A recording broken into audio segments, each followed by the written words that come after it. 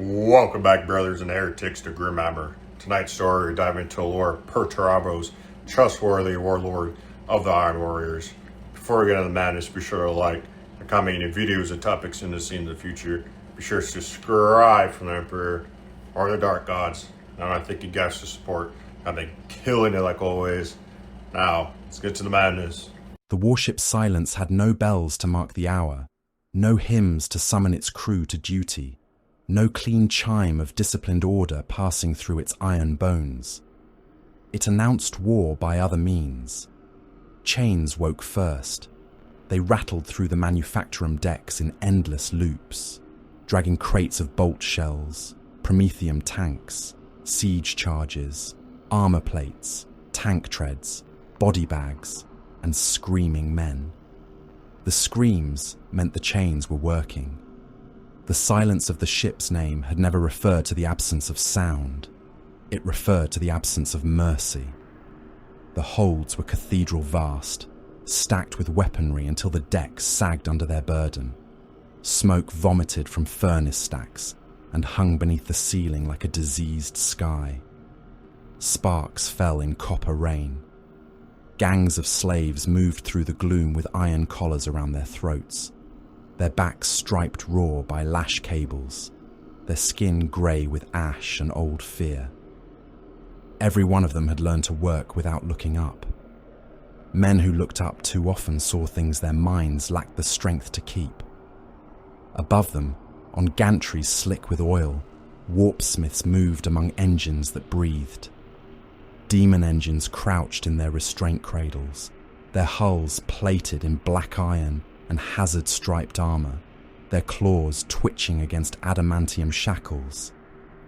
A defiler strained against its moorings as a chorus of dark mechanicum adepts chanted in scrap code around it, feeding it chunks of meat through a bronze grate.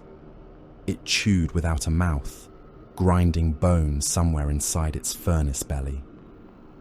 A venom crawler dragged its bladed limbs along the deck, carving curls of metal from the floor while its handlers drove shock pikes into its carapace and recited Binharic litanies of restraint.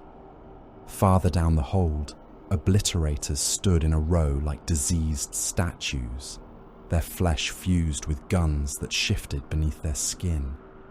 Muzzles grew and sank back into tumor metal. Ammunition belts slid wetly through meat. They watched nothing, breathed little, and waited with the patience of plague. Traitor guard regiments mustered beneath banners that had once been imperial standards.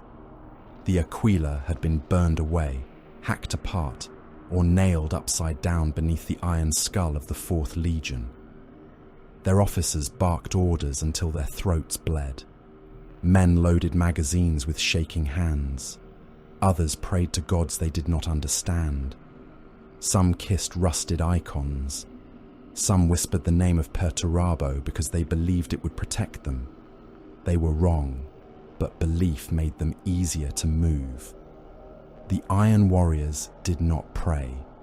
They prepared. Legionaries of the 17th Grand Company stood in armour the colour of gunmetal and old hate. Their warplate was scarred, riveted, patched and brutal. No purity seals fluttered from them. No bright heraldry softened their shape. They bore hazard chevrons, kill tallies, siege marks, and the blackened wounds of 10,000 battlefields. They checked bolters, chain blades, power fists, melter guns, and missile racks with methodical contempt. Each warrior moved as though he were already under fire. Each silence between them had weight. A mortal colonel began to shout at a line of ammunition serfs who had slowed near a stacked wall of siege shells. He raised his shock maul and brought it down across a young man's skull. The skull split. The serf dropped without a sound, brains spilling hot across the deck, grating. The men behind him did not stop. They stepped through him and dragged the shells onward. The colonel began to shout again. Then the deck trembled. Not with the movement of engines, not with the shift of ammunition lifts, or the grinding of tank bays. A tread, one impact, then another. The colonel's voice died in his throat. Across the manufactorum deck, mortal motion faltered in a spreading wave. Men stopped lifting. Servitors paused with clamps open. Traitor Guard soldiers lowered their eyes. Even the mutants chained to ammunition sledges ceased their wet muttering and hunched into themselves like beaten dogs waiting for the next blow. The defiler in its cradle stopped straining. Its furnace light dimmed, as if some instinct older than machinery had taught it fear. The Iron Warriors turned, not hurriedly, not with surprise. Their helms came about in one disciplined motion. Kravek Morne entered the hold. He did not stride like a king. Kings desired witnesses. He advanced like a siege tower under its own power, inevitable and without ornament. The iron mantle enclosed him in cataphractii plate, modified beyond the patience of sane artificers. It was ancient armor, thick-shouldered and brutal, a relic of crusades, betrayals, and grinding wars where worlds had been broken one bastion at a time. Its plates bore siege scars too deep to polish away. Lasburns crossed its chest, bolt impacts cratered its shoulders, melted gouges cut through layers of adamantium reinforcement, and had been repaired not with elegance, but with more iron. Servo arms rose over him like the limbs of a hunting engine. One ended in a crushing claw, one in a drill, one in a cutting torch that hissed blue flame into the smoky dark. Mechatendrils writhed from the armor's spine and shoulders, testing blades, injector spikes, auspex needles, and melter cutters with tiny predatory motions. They moved even when he did not, impatient extensions of a will that regarded stillness as wasted function. At his side hung Last Argument. The Thunderhammer was almost too large to be called a weapon. It was a verdict bound in iron, its head engraved with kill formulae and impact runes, its haft wrapped in dark metal and flayed leather. Power crawled over it in slow pulses, low and hungry, as though the weapon resented waiting to be used. Men near it tasted copper behind their teeth. One slave began bleeding from the nose simply from standing too close. Morne's helm turned slowly across the hold. No mortal met his gaze. That pleased him only in the sense that a functioning lock pleased an engineer. "Continue," he said. His voice passed through vox grills and armor speakers as a low metallic command, stripped of warmth, stripped of theatrical fury. Men moved at once, chains rattled, engines snarled. Officers resumed shouting, though none raised their voices as high as before. The warsmith crossed the hold with his execution guard behind him. The adamant Eternals followed in silence, Terminators clad in warplate heavy enough to buckle lesser decks. They were old killers, their armor layered with trophies taken not for vanity, but identification. A broken Imperial fist helm chained to a belt, a Black Templar sword split and bolted across a pauldron, a Blood Angel's pauldron used as a knee guard. Their combi bolters were mag-locked across their chests. Chain fists hung ready. Cyclone racks squatted over some of their shoulders like shrine organs built to sing missiles. Their leader, Garrick Voss, walked at Morne's right hand. His face was hidden behind a helm scored by a power sword that had failed to cut deep enough. When a mortal gunner stumbled near him, Voss did not look down. His left gauntlet snapped out, caught the man by the upper spine, and threw him back into his work line. The gunner struck a crate, vomited blood, and crawled to his feet with a broken back, trying to finish carrying the shell before the pain took him. "Useful," Voss said. "For the moment," Morne answered. They reached the inspection dais at the center of the manufactorum hold. Around it stood the commanders of the assault host. Iron Warriors captains, Havoc chiefs, siege tyrants in hulking plate, warpsmiths with blackened mechadendrites, mortal colonels wearing flak greatcoats stiff with old blood, a dark mechanicum emissary suspended on a crawling throne of brass legs, its face replaced by a cluster of lenses and feeding needles. A hololithic theatre burned to life between them. Cadia appeared first, broken and defiled, a corpse world turning in the wound light of the eye. Around it hovered tactical marks, orbital paths, estimated strong points, Black Legion positions, Noctilith extraction zones, and dead cities whose names still carried enough symbolic value to merit bombardment. Then came Tauros Tertium, Fortress World and Obstruction, bastion chains, pylon arrays, trenches, gun belts, a world made stubborn by imperial hands.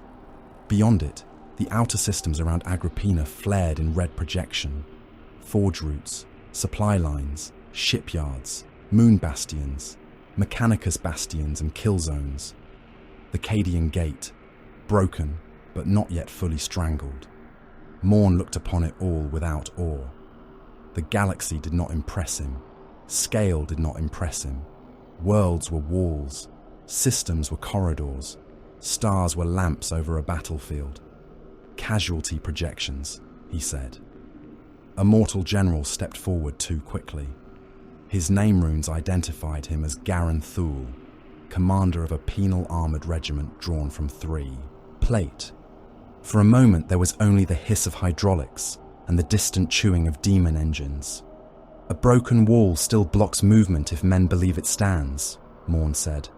A broken symbol still shelters courage if fools speak its name. Cadia is not stone. Cadia is an argument. Vare's hand twitched toward his chain axe. Last argument rose. The thunderhammer struck low, not killing him. Its head smashed into Vare's knee with a detonation of caged force. Ceramite burst outward. The leg folded the wrong way. Bone, armor fiber, and hydraulic bracing became a single wet ruin. Vare fell, roaring through his vox, one gauntlet clawing sparks from the deck. Morne stood over him. "A wall is an argument," he said. "I am the answer." Vare tried to rise. His ruined leg dragged behind him, vomiting blood and oil from the shattered joint. Morne looked to a warpsmith. "Bind him into the forward siege drill." The warpsmith's mechadendrites flexed with interest. "Alive, Lord. Awake." Vare's roar changed. 2 iron warriors seized him. He fought them, cursing, spitting oaths to Perturabo, to the Legion, to Iron and Vengeance. They dragged him toward the lower gantries, where the siege drills waited in their cradles. Vast breaching machines with adamantium teeth and cramped internal spaces where crews died quickly from heat, pressure, and proximity to the demon-bound engines. Vare would not command one. He would become part of one. A motivational component, conscious until impact or madness ended him. No one else questioned Cadia. The inspection continued. Morne heard the ledgers of war, as another commander might hear music. Vindicators loaded and blessed by blasphemous machine rights. Land raiders assigned to assault corridors. Basilisk batteries chained to slave crews. Macro crawlers fitted with siege mortars large enough to erase districts. Dreadclaws prepared for insertion through fire. Havoc cohorts allocated to kill lanes. Raptors and warp talons held in reserve for disruption strikes. Chaos knights sworn by debt, spite, or demonic compulsion. Mutilators penned until release. Obliterators marked for breach exploitation. Traitor guard packed into troop haulers until the weak suffocated and made room for the stronger. Beyond the silence, the rest of the host waited. Through the viewing ports of the Strategium, Morne later watched the fleet gather in the bruise light near the Eye of Terror. Warships hung in formation like iron teeth. Cruisers, grand cruisers, slaughter-class killers. Repurposed Imperial hulls wearing new scars. Dark Mechanicum forge barges dragged ammunition moons in tow. Slave haulers drifted swollen with disposable infantry, their holds packed so tightly that death began before deployment. Men would be born, armed, infected, chained, and spent without ever seeing the stars except through smoke. It was not enough. Morne stood before the Grand Tactical Oculus while his commanders arrayed behind him. The Adamant Eternals waited in 2 ranks, silent as execution orders. The hololith showed Cadia turning slowly, a dead world still crawling with guns, warbands, scavengers, Black Legion claimants, Imperial ghosts, and the kind of defiance that survived reason. Black Legion patrols mark the outer approaches, said Garrick Voss. They claim authority in the War Master's name. Authority is range plus ammunition, Morne said. What is their range? Insufficient. Then they have no authority. A rasp of ugly amusement moved through the Terminators. It was not laughter. It was closer to weapons being checked. Warpsmith Barakul Ven approached from the left, his mechadendrites carrying slates, ammunition writs, and fragments of machine bone taken from the iron mantle during maintenance. His face was mostly metal. What flesh remained had been stretched tight around sockets and sutures. The iron mantle's dorsal servo array is operating beyond sanctioned tolerances, Ven said. The strain will increase during prolonged personal engagement. Morne did not look at him. Then sanction it. The pain feedback will rise. Good. Ven inclined his head. By your command. The translation alarms began as a low moan through the hull. Not bells. Never bells. The sound was pressure, metal, and the complaints of reality as the fleet prepared to wound its way through the immaterium. Mortal officers braced, did not blaze into the system with the arrogance of raiders. They came like knives entering between armor plates. Their engines burned low. Their Auspex signatures were masked beneath warp storm residue, debris echoes, and the shrieking distortion that Cadia itself cast into every sensor net. Black Legion patrol craft moved at the outer edges of the broken world's grave orbit. Some were hunting Imperial remnants. Some were watching the scars of the Great Rift. Some drifted too close to the dead planet, their captains more concerned with scavenger warbands and demon migrations than with disciplined invasion geometry. They saw fragments, a ghost return, a false heat bloom, a gravity tremor, a dead Hulk turning where no Hulk had been before. They did not see the Armada. On the strategium deck of the Silence, Kravek Morne watched the Auspex returns with the cold patience of a gunner waiting for elevation to settle. The chamber around him was a vault of iron and red light. Servitors hung from ceiling tracks, their spines plugged into cogitator banks, their lips moving as they muttered targeting catechisms in voices scraped raw.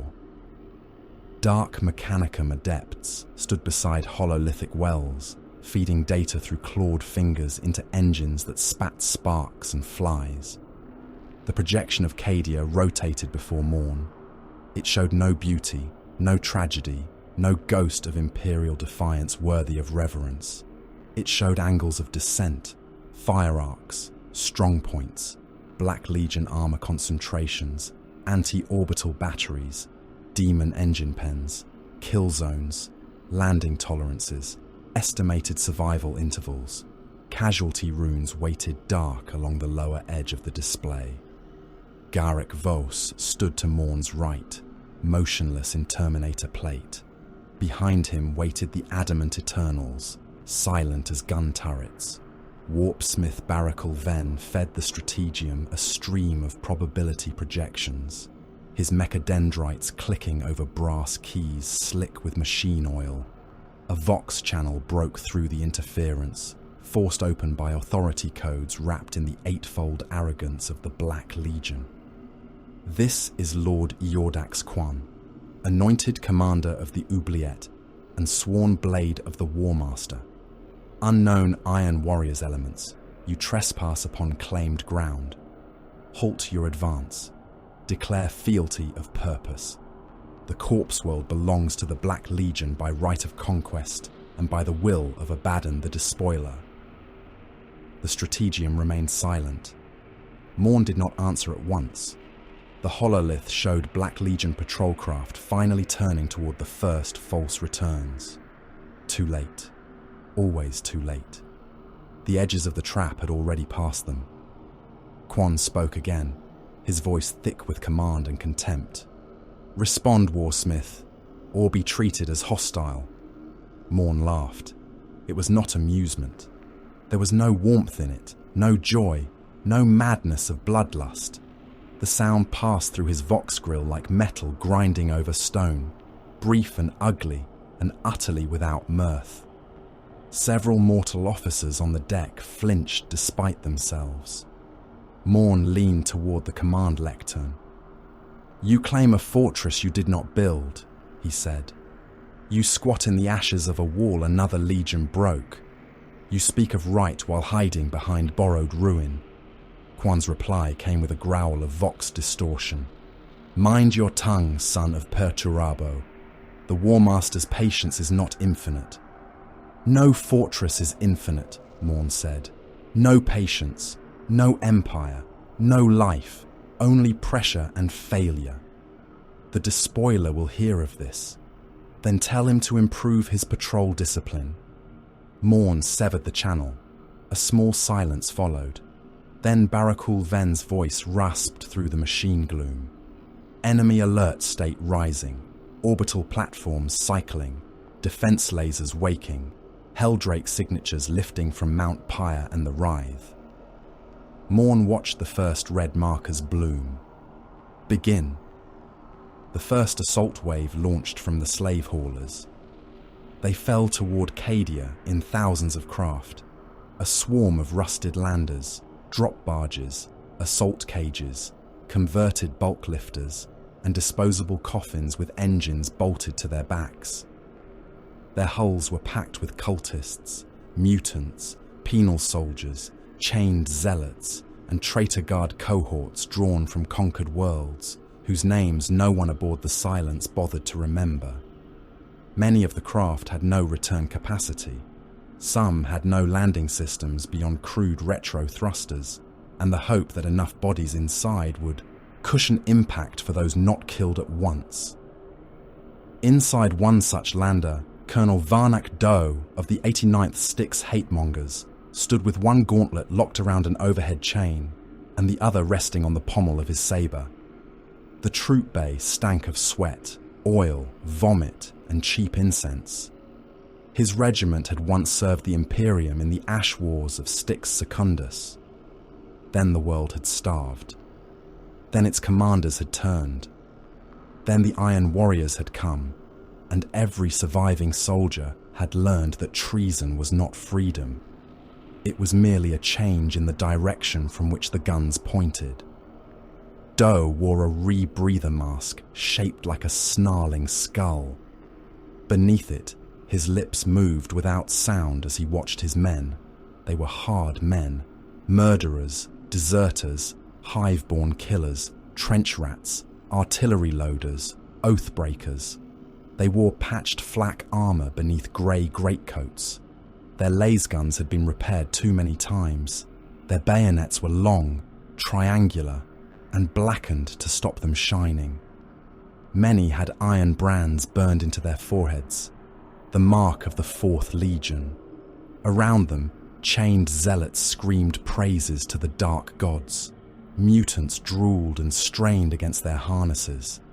A preacher with no eyes beat his own chest with a chain and shrieked that Cadia's ghost would be eaten by iron. Doe ignored all of them. He watched the restraint lights, still red. His adjutant, a scarred major named Kell, leaned close enough to be heard over the shaking hull. "Colonel, we are in the first descent." Doe did not look at him. "I know. The first descent is not an assault. No, it is a provocation." Doe's gloved hand tightened on the chain. The lander jolted hard enough to break someone's neck in the rear ranks. A body fell, boots drumming against the deck as the dead man convulsed. "We are a ranging shot," Doe said. Kell swallowed. "The men suspect. The men are correct." Above them, the sky opened. Black Legion batteries fired from Cadia's dead fortresses. Defense lasers lanced upward in white spears that turned night into execution. Orbital flak bloomed in dirty constellations. Missile swarms rose from buried silos. Helldrakes screamed from the cloud layers, their wings trailing warp flame, their iron throats vomiting burning death into the descending craft. The first landers died before atmosphere. They burst silently in the void, spilling men and metal into glittering arcs. Bodies froze with mouths open. Drop barges tumbled and collided, breaking apart in clouds of sparks and meat. A slave hauler took a lance strike through its belly and came apart over the dark side of the planet, releasing tens of thousands of chained soldiers who burned as one long red smear across the upper air. On the silence, casualty runes began to climb. Morne watched them with satisfaction. "Primary battery revealed in the northern Carrion fields," said a servitor through stitched lips. "Marked," said Venn. "Defense laser cluster active near Shatterpit." "Marked." Helldrake pack rising from the Writhe. "Marked." Orbital missile platform behind debris field Gamma. "Marked." Garrick Vos tilted his helm toward the projection. "Their response is faster than projected. Their fear is better trained than their discipline," Morne said. The lander carrying Varnock Doe entered atmosphere like a thrown brick. Heat turned the troop bay walls red. Men screamed as rivets popped loose and became bullets. A mutant tore free of its restraint and was immediately smashed flat against the ceiling by a gravity surge. Blood rained down in hot sheets. The blind preacher laughed until a support strut punched through his chest and pinned him upright. The restraint lights changed to amber. Doe drew his saber. "Stand ready." A Lascanon beam struck the lander's left engine. The world spun. Men were thrown against one another in a wet crush of armor and bone. Someone's arm tore free at the shoulder and slapped across Doe's breastplate. The bay filled with smoke. Warning horns wailed. A chained zealot began chewing through his own tongue. Kell slammed into the colonel and bounced off him. "Landing will kill us." Doe looked at the amber light. "No," he said. "The Iron Warriors will kill us if we do not land." The floor vanished. Explosive bolts fired. The assault ramp tore open beneath them, and Cadia rushed up, like the face of a dead god. The lander did not land so much as lose an argument with the ground. It hit a slope of black glass near the edge of the Noctilith quarries, and split open from nose to stern. Men became paced in their harnesses. Those still standing were flung forward into burning wreckage. Fuel washed across the ground and ignited.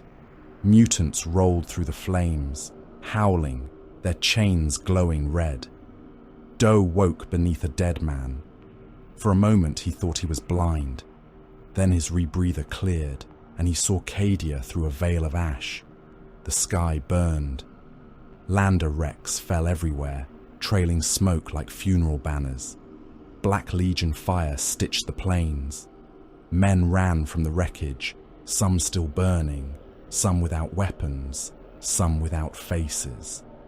In the distance, the Noctilith quarries pulsed with a light that made Doe's teeth ache. Beyond them, black armoured figures moved along ridgelines, firing down into the landing zones with disciplined contempt. His vox crackled. "All sticks elements," Doe said, forcing himself upright. His left knee screamed. He ignored it. "Form ranks. Advance on the quarry line.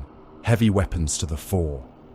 The reply was a chorus of static, coughing, and dying men. Then came another voice, colder and deeper, carried on the command channel. 89th Sticks, hate-mongers. Advance. Doe looked behind him.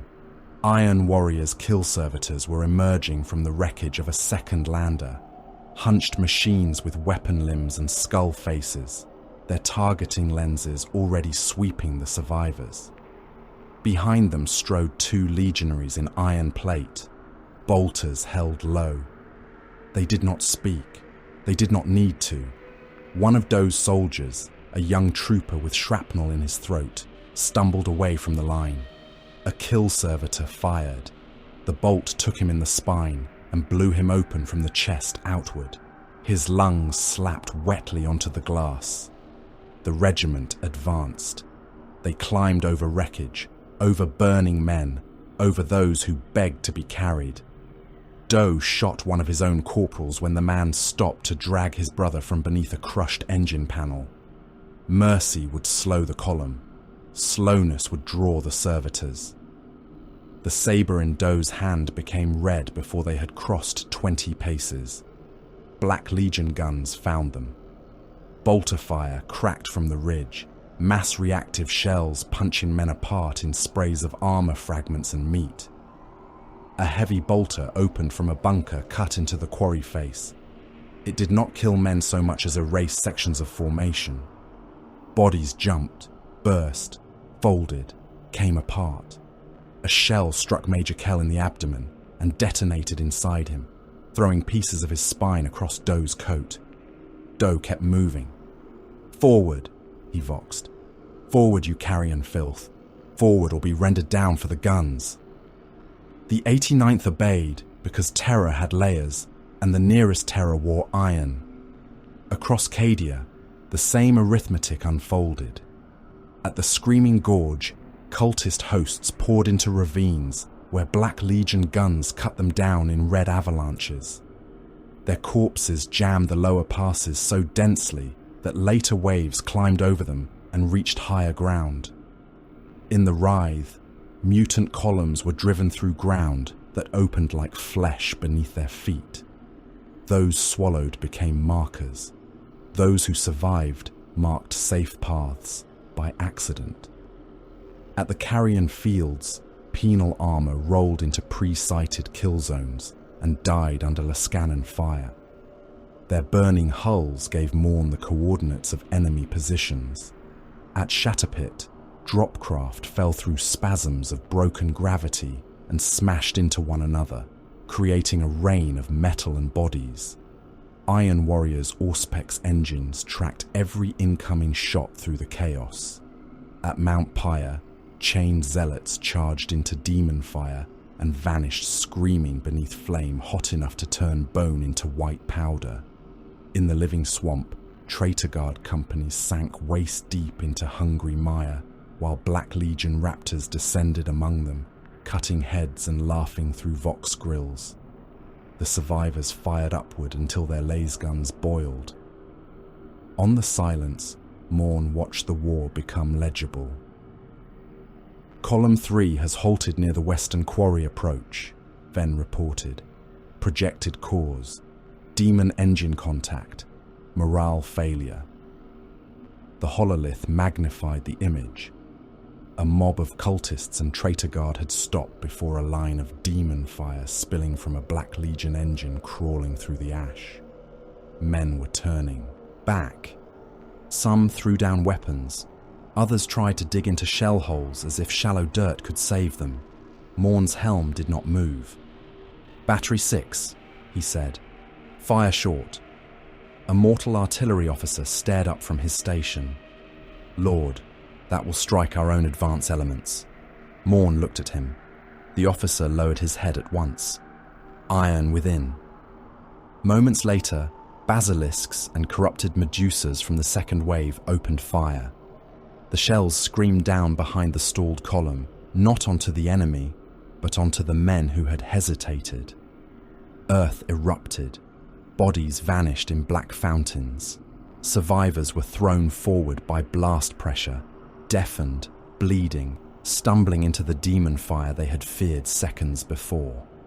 They advanced, not because courage had returned, because retreat had become mathematically worse. Morne watched the formation move again. "Acceptable correction," he said. Then the Black Legion committed its possessed. They came from the oubliettes' outer approaches and from cracks in the dead world, black armor split by muscle, horn, claw, and warp-lit mutation. Some ran on too many limbs. Some dragged chains through their own flesh. Some still bore the Eye of Horus across warped breastplates, stretched and distorted by the things inside them.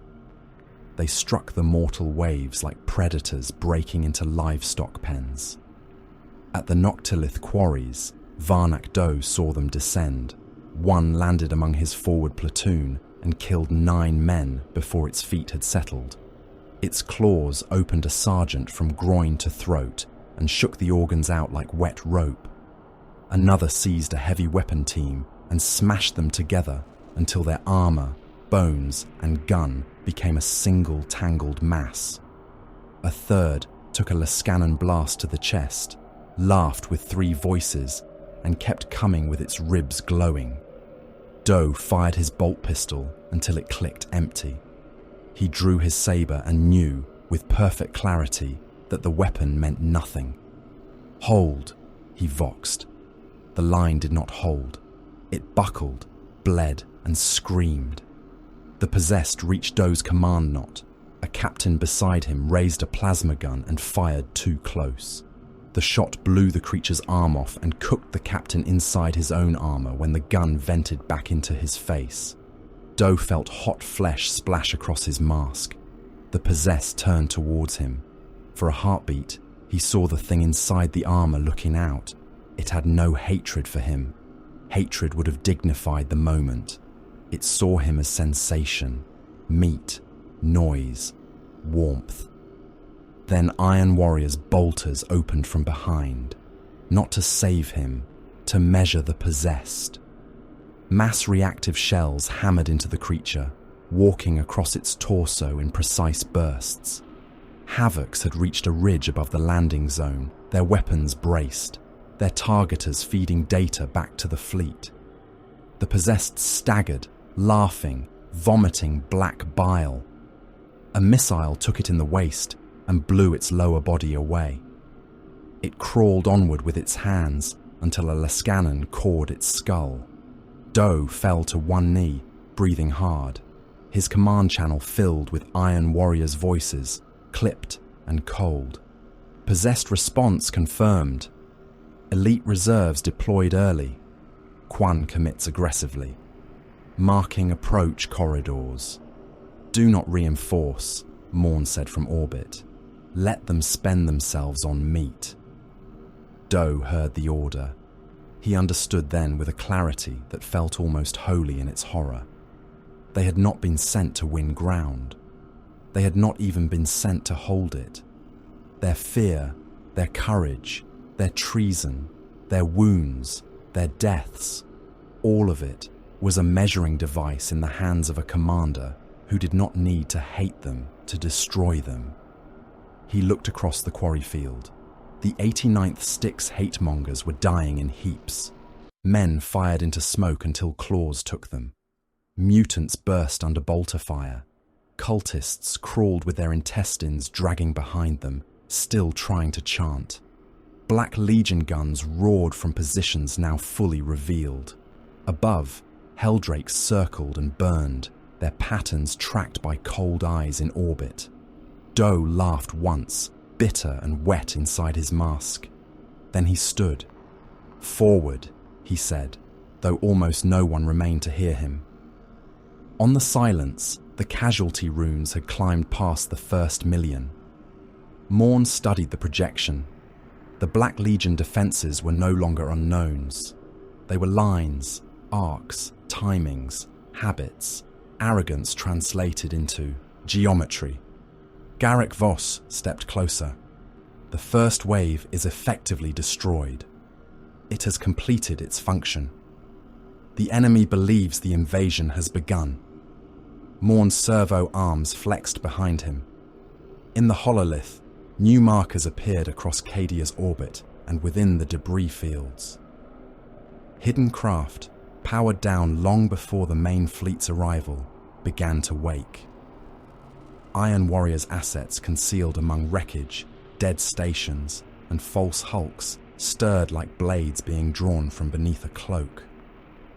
Morne watched Cadia turn beneath him, the corpse world still standing because no one had yet applied sufficient force to the correct joints. This was not invasion, he said. The first hidden assault icons lit across the system. This was measurement. The oubliette had been built inside the bones of Cadia, not upon them, not over them, inside them. Its foundations sank through old imperial rockcrete, through shattered Casa bulkheads, through collapsed command bastions, and the compacted dead of regiments whose banners had once flown beneath the corpse emperor's light. The Black Legion had taken those ruins and driven black iron through them. They had mortared their fortress with slave blood, plated its outer walls with tank hulls, hung flayed aquillas from its gun towers, and crowned it with spires of noctilith dragged screaming from the quarries.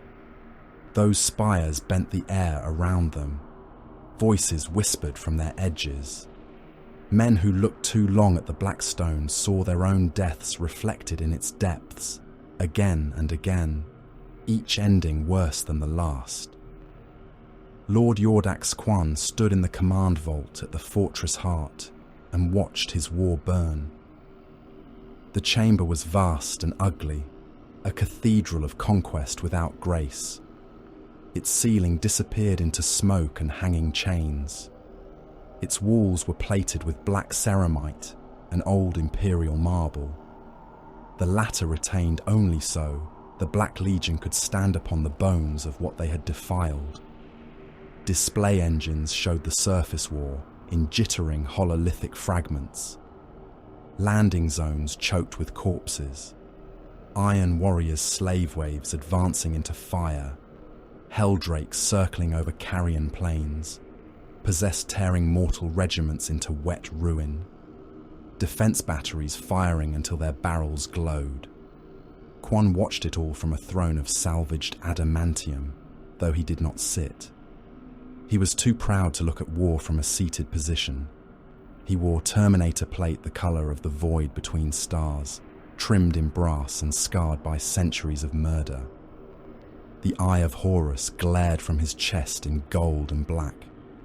His helm was mag-locked to his hip, leaving his bare face visible to his commanders.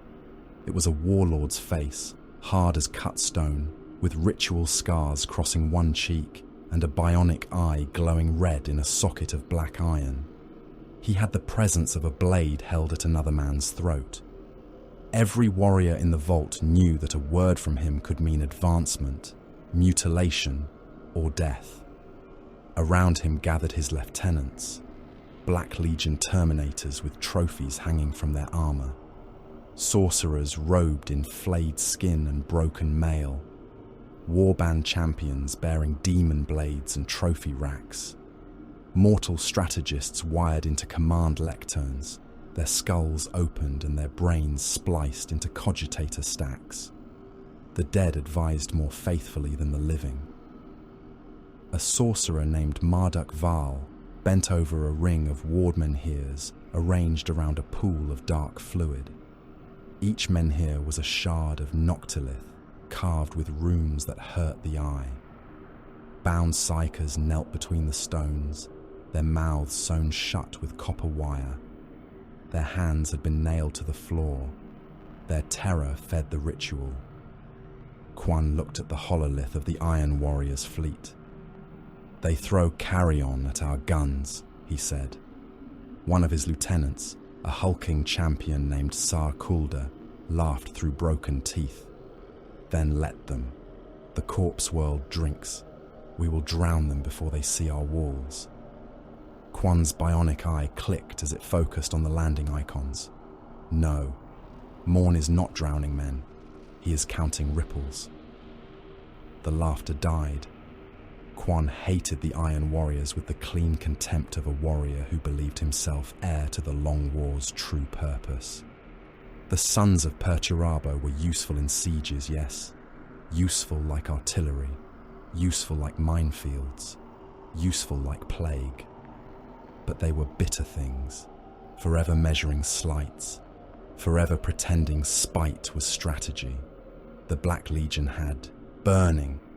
For weeks, their machine spirits had dreamed of ignition. Now they opened their eyes. Iron Warriors' transponders flared in the debris fields. Dead hulks split apart as assault craft detached from their bellies. Concealed batteries rotated from behind armor plates disguised as wreckage. Torpedoes launched from the shadow of a broken moon fragment. Gunships screamed down through blind spots Quan had never known he possessed. Across Cadia, the retreat routes became killing grounds. Black Legion columns attempting to redeploy from the quarries ran into pre-sighted Havoc fire. Heavy bolters hammered from ridges. Autocannons stitched through transports. Missile launchers punched rhinos open and spilled burning warriors into minefields. Bikers of the 17th Grand Company roared from ash gullies, their combi weapons firing into exposed flanks before they vanished behind curtains of dust. Raptors struck communications shrines, not to claim them, but to sever them. Warp talons emerged from tears in reality among squads already pinned by artillery, their claws carving through ceramite joints and throats before they leapt away into the next fracture. Mine chains detonated in sequence beneath a Black Legion armoured convoy moving from the Oubliette's western sally port. The first explosion lifted a predator from the ground and snapped its hull in half.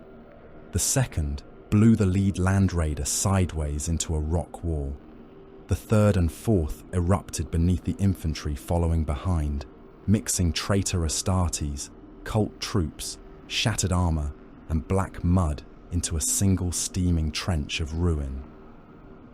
Gunnery slaves on hidden Iron Warriors' craft fired by rote, their eyes stapled open, their hands wired into trigger loops. They did not know what they killed. They did not need to know. They followed preloaded firing tables, prepared by minds that considered their lives less valuable than the shells they served. In the oubliette, alarms howled. Quan struck a command lectern hard enough to crack its iron casing. "Report. Ambush contacts on all outer routes," said a half-lobotomized strategist, blood leaking from the bolts in his skull. "Hidden Iron Warriors assets in debris orbit. Ground insertions behind western and southern redeployment lines. Communications disrupted." Sar Kulda snarled. "Cowards! They hid." Quan turned on him with enough violence in his gaze to silence the champion at once. "No," Quan said. "They prepared." The fortress shook as distant siege shells struck its outer curtain. Dust fell from the ceiling. The ward menhirs around Marduk Val's ritual circle flickered. Quan reached for his helm and locked it into place. His voice emerged through the vox, deeper now, wrapped in command static. "Hold the oubliette. Seal all lower routes. Begin sacrificial teleport dispersion. We bleed them from the wilds and break their advance against the walls. The War Master's claim stands." The ward menhirs flared again.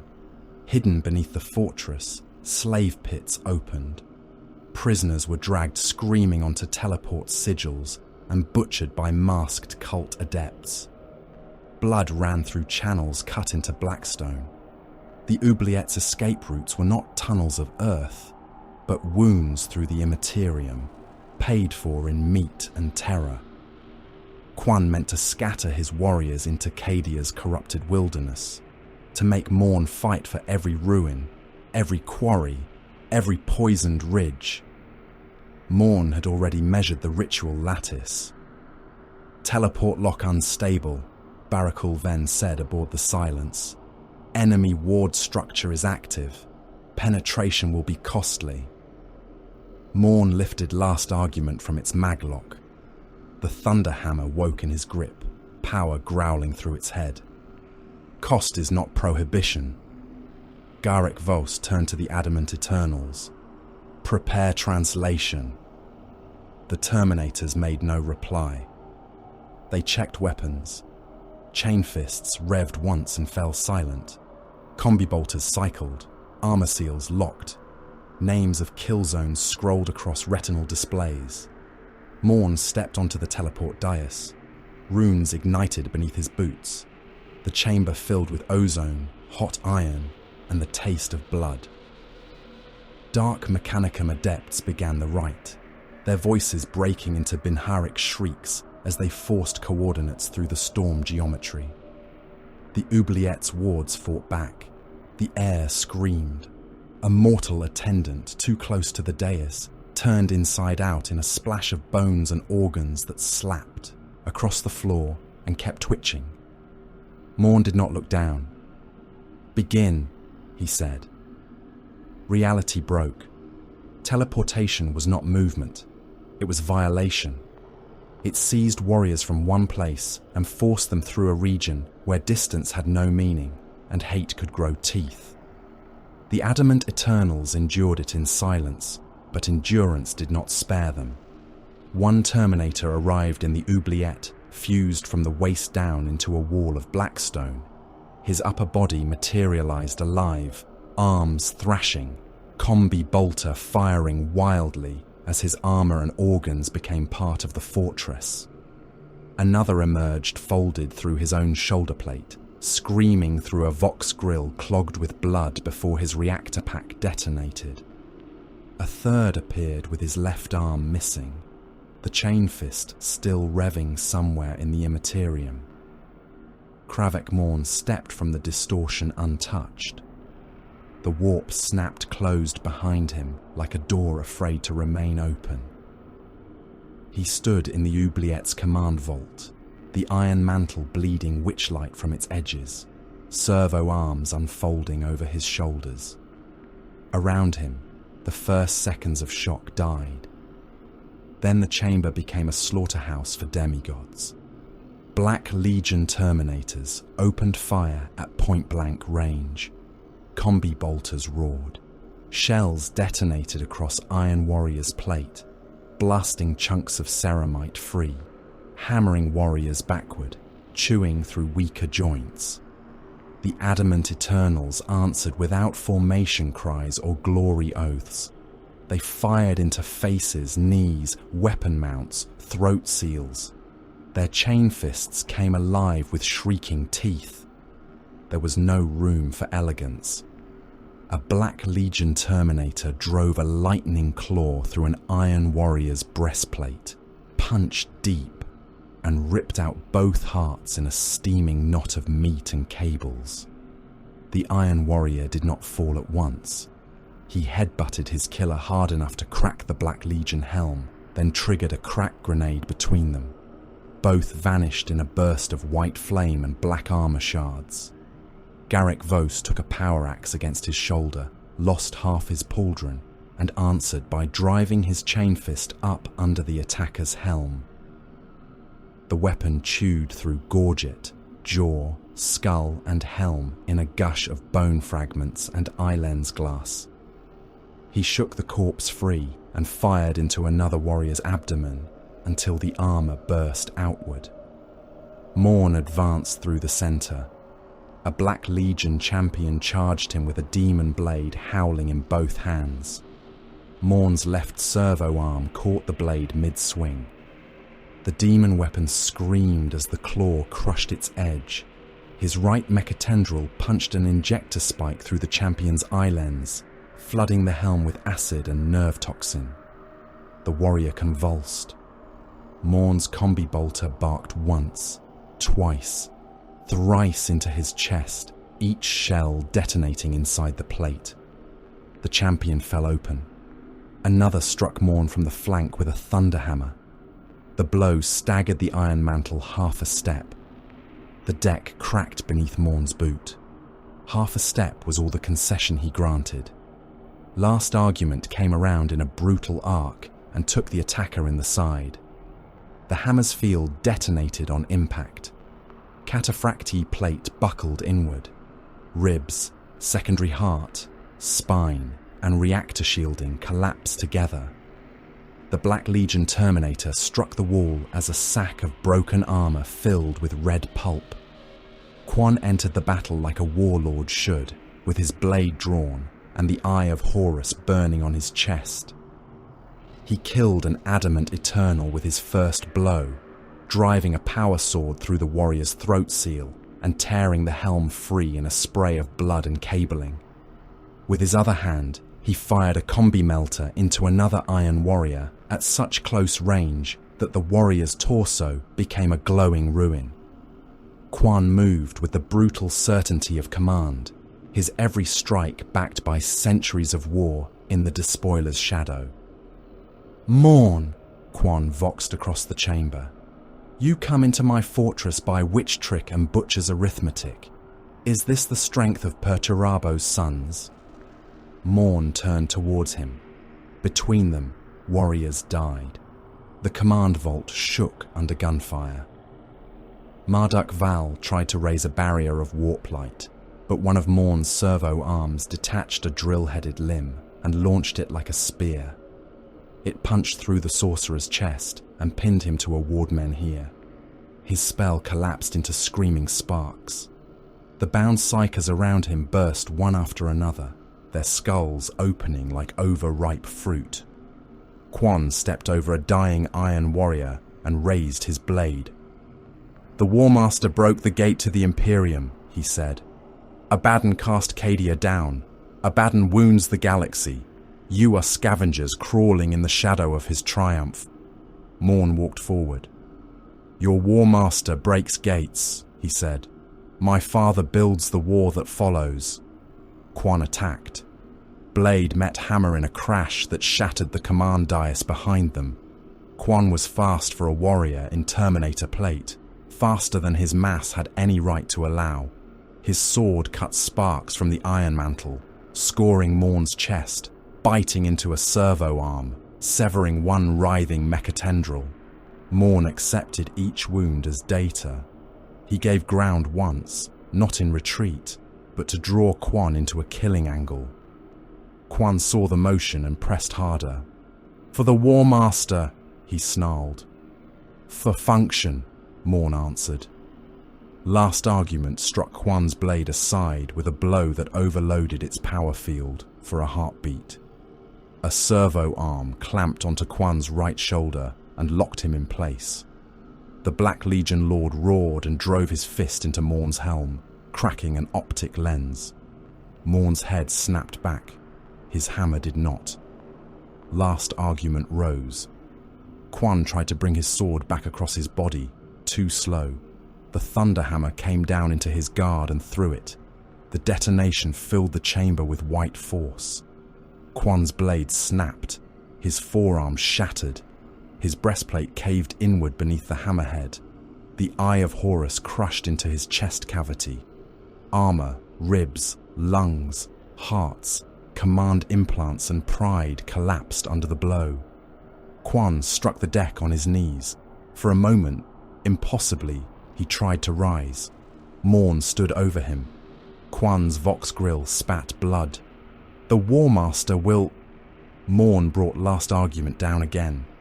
There was no more voice after that. The Black Legion did not surrender. To their credit, Morne had not expected them to. The surviving warriors fought harder with Quan dead, not weaker. They charged over their lord's ruined body, roaring oaths to Abaddon, to vengeance. to the long war. The adamant Eternals met them in silence. The last minutes in the command vault were not battle. They were grinding work. Chain fists broke armor. Bolters fired into fallen bodies until they stopped moving.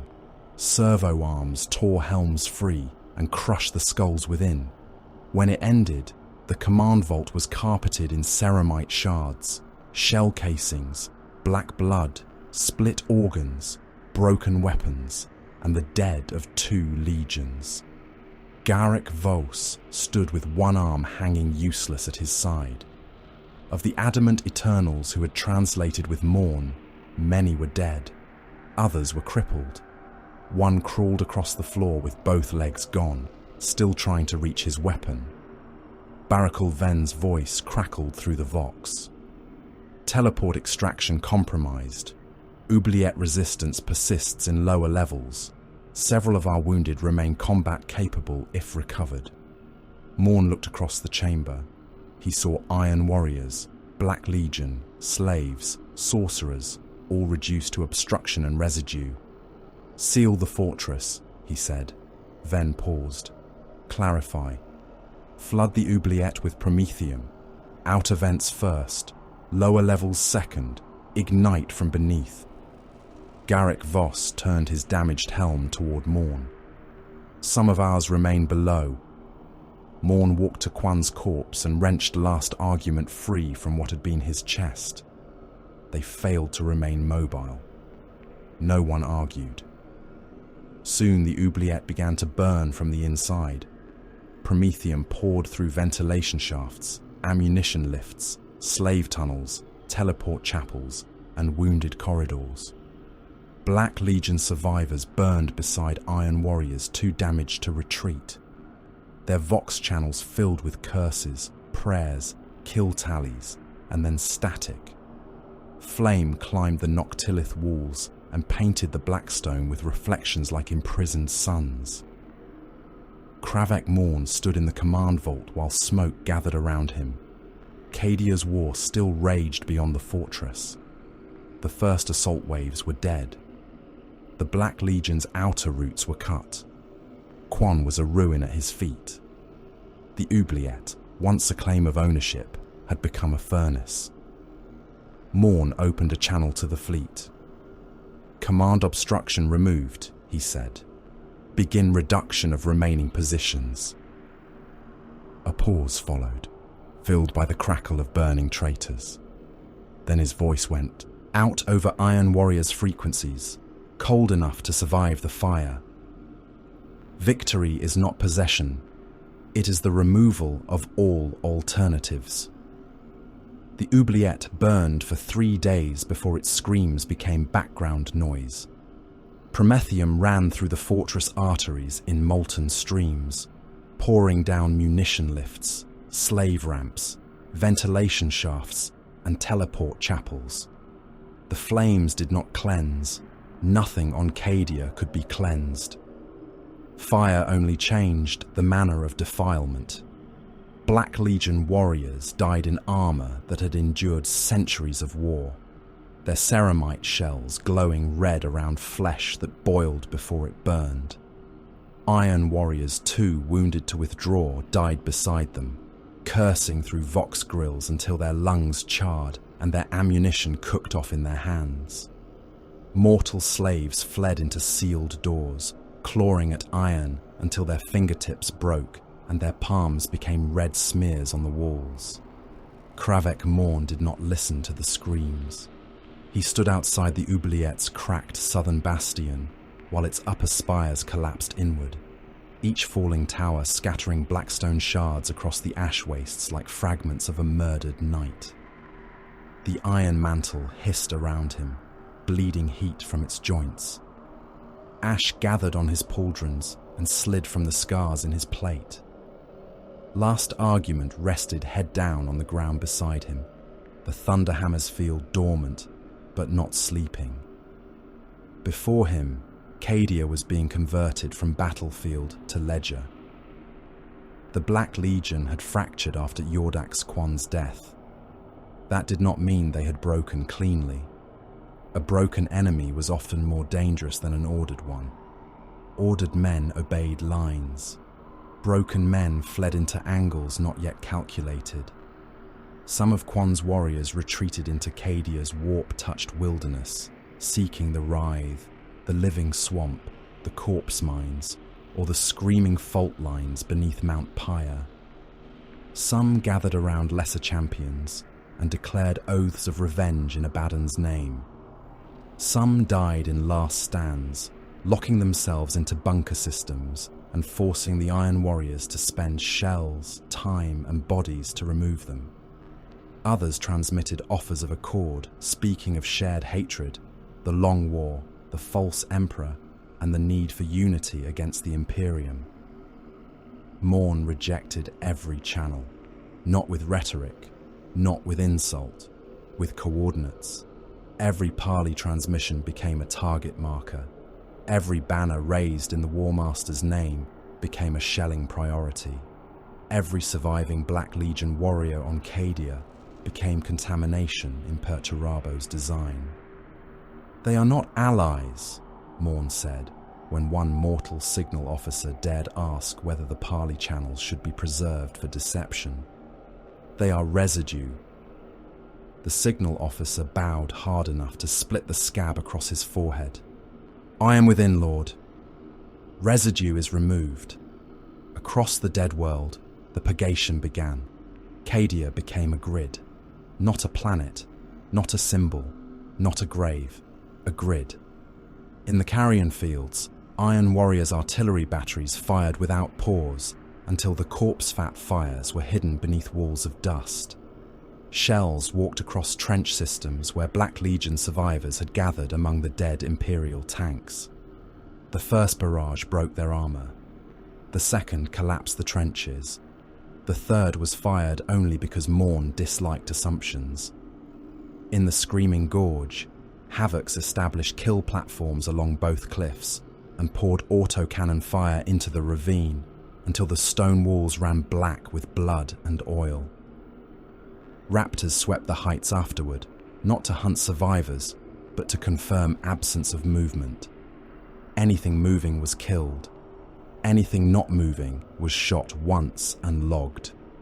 At Shatterpit, Vindicators advanced in staggered formation through spasms of broken gravity, Demolisher cannons firing into bunker mouths and cave systems.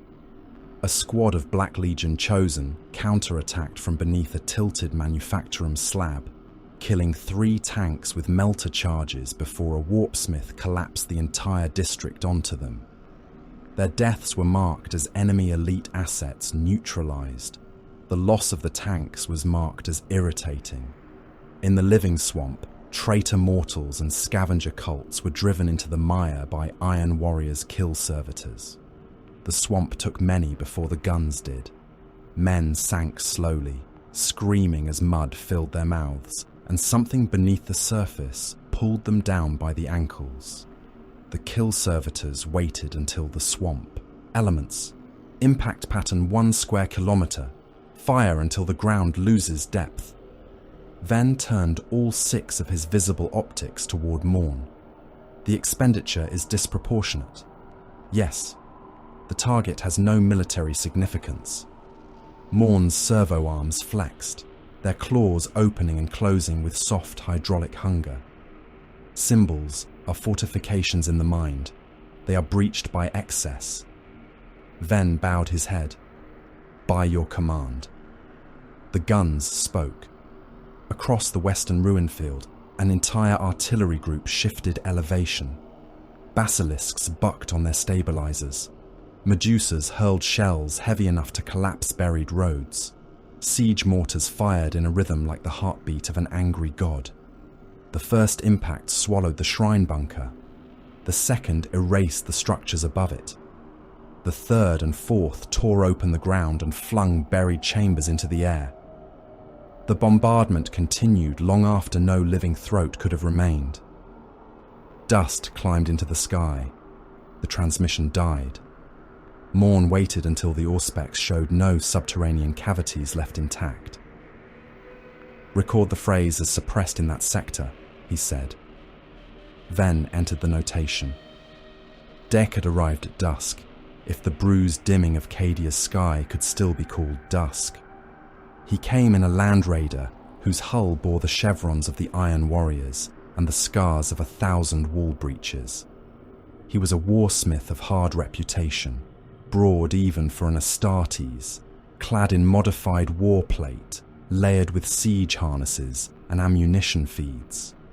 His helm was fashioned with a brutal iron brow, and his right arm ended in a power claw large enough to crush a Space Marine helm whole. He bowed to Morne only as much as hierarchy required. Among Iron Warriors, humility was rarely sincere. Obedience mattered more. "The oubliette is gutted," Deckard said. "Quan is dead. His curs flee into holes. The Black Legion will remember this." "Memory does not alter range," Morne replied. Deckard gave a short, ugly laugh. "No, but it breeds vendettas." "Good. Vendettas create predictable movement." They stood before the Noctilith quarries as warpsmiths and Dark Mechanicum adepts swarmed the Blackstone. Great cutting engines bit into the deposits with blades sanctified in oil, blood, and scrap code. Bound psychers were dragged in chains to resonance pits, their skulls capped with iron crowns that would force their minds into alignment with the arrays. Those who resisted were fed to the machines. Those who complied lasted longer, which was not the same as mercy. The quarries were no longer prizes. They were organs being wired into a greater body. Cadia would become a foundation stone of the infinite citadel. Its rubble would be measured. Its blackstone would be raised into arrays. Its dead would be compressed into construction mass. Its old imperial bastions would be inverted and reinforced. Its Black Legion fortifications would be broken down and recast. Nothing would remain as memory had left it. The world would not be mourned, occupied, or ruled. It would be used. Morne gestured toward the quarries with last argument. "You will remain." Deckard's helm turned slightly. "To hold Cadia? To process it?" The distinction hung between them. "Complete the Noctilith arrays," Morne said. "Bind them into the fortress anchors. Expand the eye's pressure through the old wound. Every quarry is to be fortified. Every fortification is to be mined against recapture. Every symbol of Cadia is to be inverted, buried, or ground into aggregate." Deckard looked across the dead plains. "And the Black Legion remnants? Exterminate or drive them into mapped zones for later shelling. The Imperial remnants? Same instruction. The scavenger warbands?" Morne turned his helm toward him. Deckard inclined his head. "Same instruction." Behind them, the first fortress anchor began to rise. It was ugly, because honesty often was. Iron Warriors' construction engines dragged slabs of Cadian rockcrete into place beside Blackstone pylons. Imperial shrinestone was cut into blocks and laid foundation down, aquilus facing into the mud. Black Legion armor plates were stripped from the dead and welded into retaining walls. Bodies were fed into compression vats, reduced with lime, ash, and binding agents, then poured into forms beneath the bastion skeletons. Mortal labourers worked knee-deep in gore slurry, coughing, through rebreathers as overseers whipped them forward. A man fell into a mixer and vanished beneath the churning red-grey mass. The machine did not stop. No one ordered it to. The dead became mortar. The living became scaffolding. The world became a wall. In the command cradle above the quarry, hololithic projections shifted from Cadia to the wider war.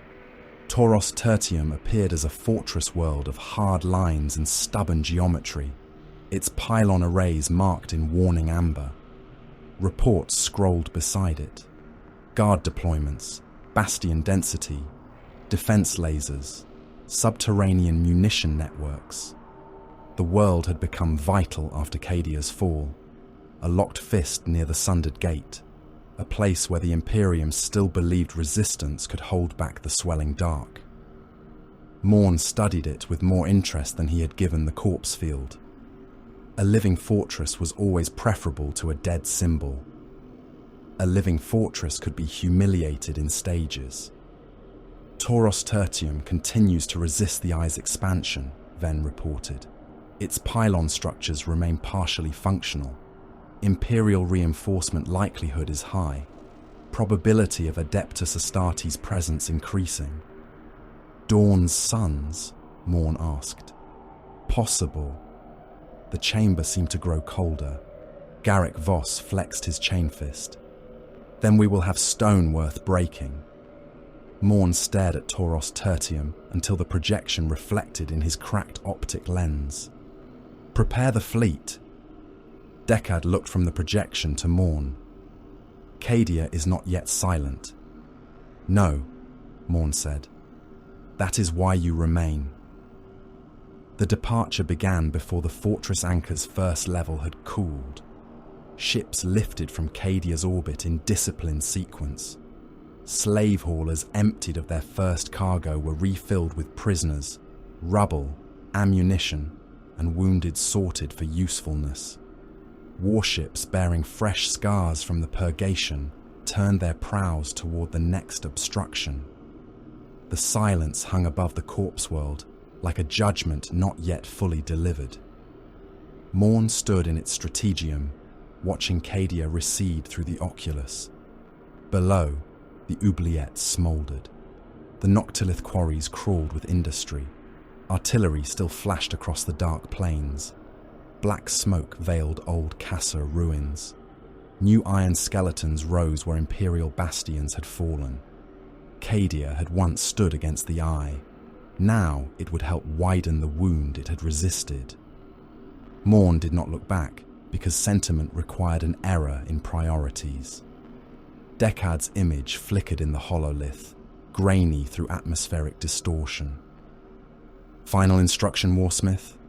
Morne's mechatendrils moved behind him, restless, precise. Kill the phrase, he said. Leave no throat in the system capable of saying it. Tauros Tertium was alive. That was the first insult. Cadia had been a corpse that still twitched beneath the lash of old hatred. A broken world with dead symbols lodged in its throat. Tauros Tertium breathed. It sweated smoke from manufactorum stacks. It bled men into trenches. It growled through shield generators and macro cannon emplacements and subterranean engines buried beneath fortress plates older than most mortal dynasties. It had not yet been reduced to memory, and for that reason alone, Kravek Morne regarded it with something close to attention. The world filled the strategium oculus aboard the Silence, turning beneath curtains of void shield shimmer and orbital defense fire. Its continents were not shaped by nature anymore. They had been disciplined into bastions, munition fields, trench continents, artillery provinces, and armoured causeways. Cities existed only as support organs for fortresses. Rivers had been diverted into coolant canals. Mountains had been hollowed for shell vaults. Plains had been carved into kill zones so broad they could swallow armies before either side saw the other's banners. And at the heart of the primary theatre stood the Tower of Detestation.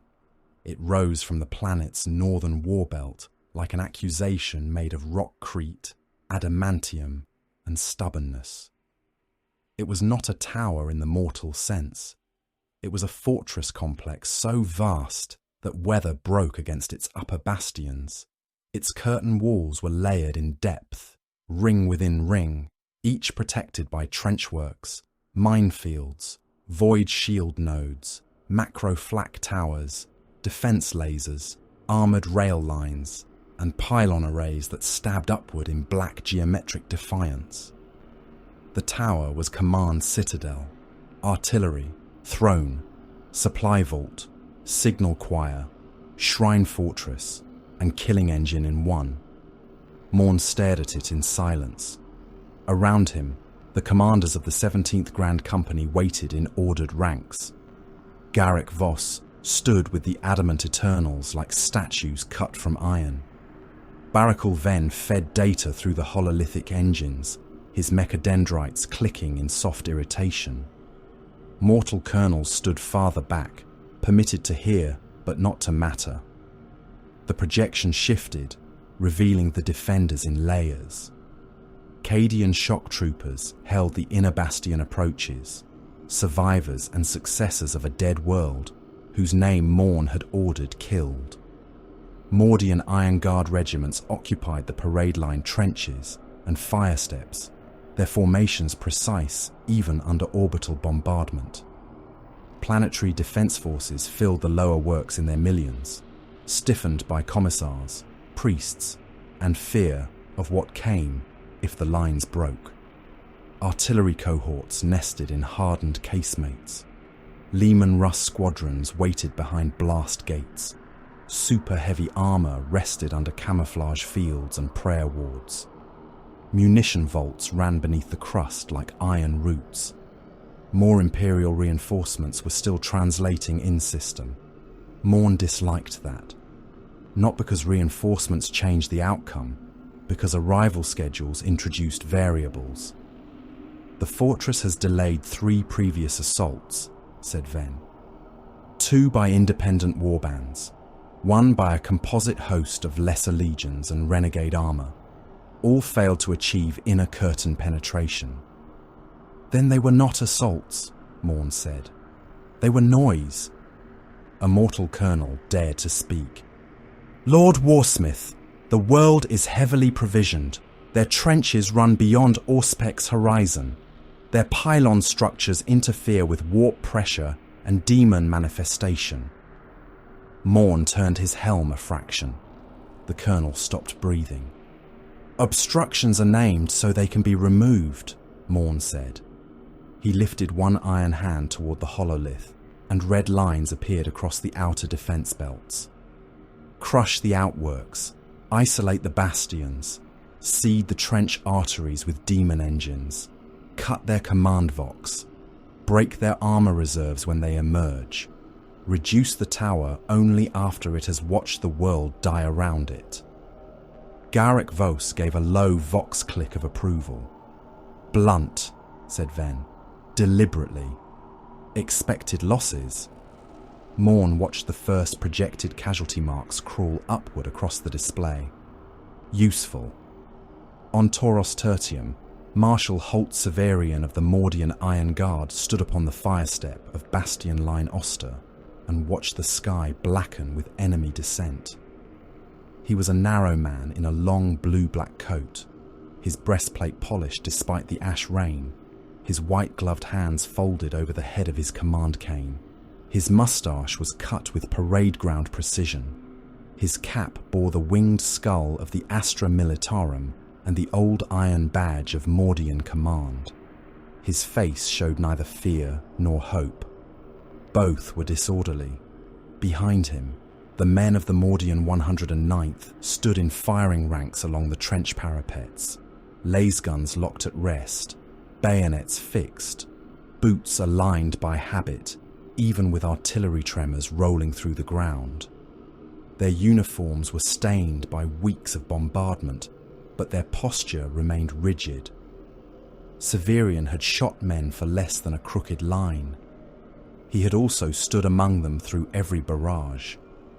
That was why they obeyed. A Vox operator crouched beside him with a receiver pressed to one ear. "Outer auger stations confirm mass descent, Lord Marshal. Enemy armor signatures entering engagement envelope. Iron Warriors heraldry confirmed. Traitor Guard in first wave. Demon engine returns behind them." Severian nodded once. "Inform all line officers. Fire discipline remains absolute. No unauthorized volleys. No pursuit beyond marked wire. No prayer gatherings on active fire steps." A junior officer nearby swallowed. "The men request a blessing, Lord Marshal." The Emperor blessed them with laser guns and firing positions. The officer snapped a salute. "By your command." Severian raised his magnoculars. The horizon flashed. At first, there was no sound, only light far away, where the Iron Warriors opened their counter-battery fire. Then the thunder arrived, rolling across the trench belts with enough force to shake dust from bunker ceilings and send rats fleeing from sandbag walls. Earthshaker shells came down among the outer guns, their impacts lifting whole sections of trench into the air. Corrupted basilisks fired from beyond visual range, their shells trailing vapors that made men vomit blood inside their masks. Demon-bound Medusas hurled siege rounds that screamed with voices as they fell. Vindicators advanced in blunt spearheads behind crawling smoke, demolisher cannons smashing bunkers into fountains of rockcrete, rebar, and human pieces. The guard answered, not with panic, not with glory, with procedure. Mordian officers blew whistles. Cadian sergeants barked range corrections. Voxnets crackled with fire missions. Basilisk batteries hidden beneath retractable armor roofs fired in return, their earthshakers punching craters through the advancing Iron Warriors' gun lines. Manticore rockets rose in shrieking packs and fell upon Traitor Guard assembly fields. Heavy Lascannons stabbed from bastion embrasures. Mortar pits coughed without pause. Autocannon nests stitched the smoke. Vanquisher shells cracked through the murk and found enemy armor by heat bloom and silhouette. Millions died before most of them saw the faces of their killers. Trenches vanished under rolling barrages. Entire platoons became red vapor beneath shell impact. Men drowned in mud made from pulverized bodies and burst water lines.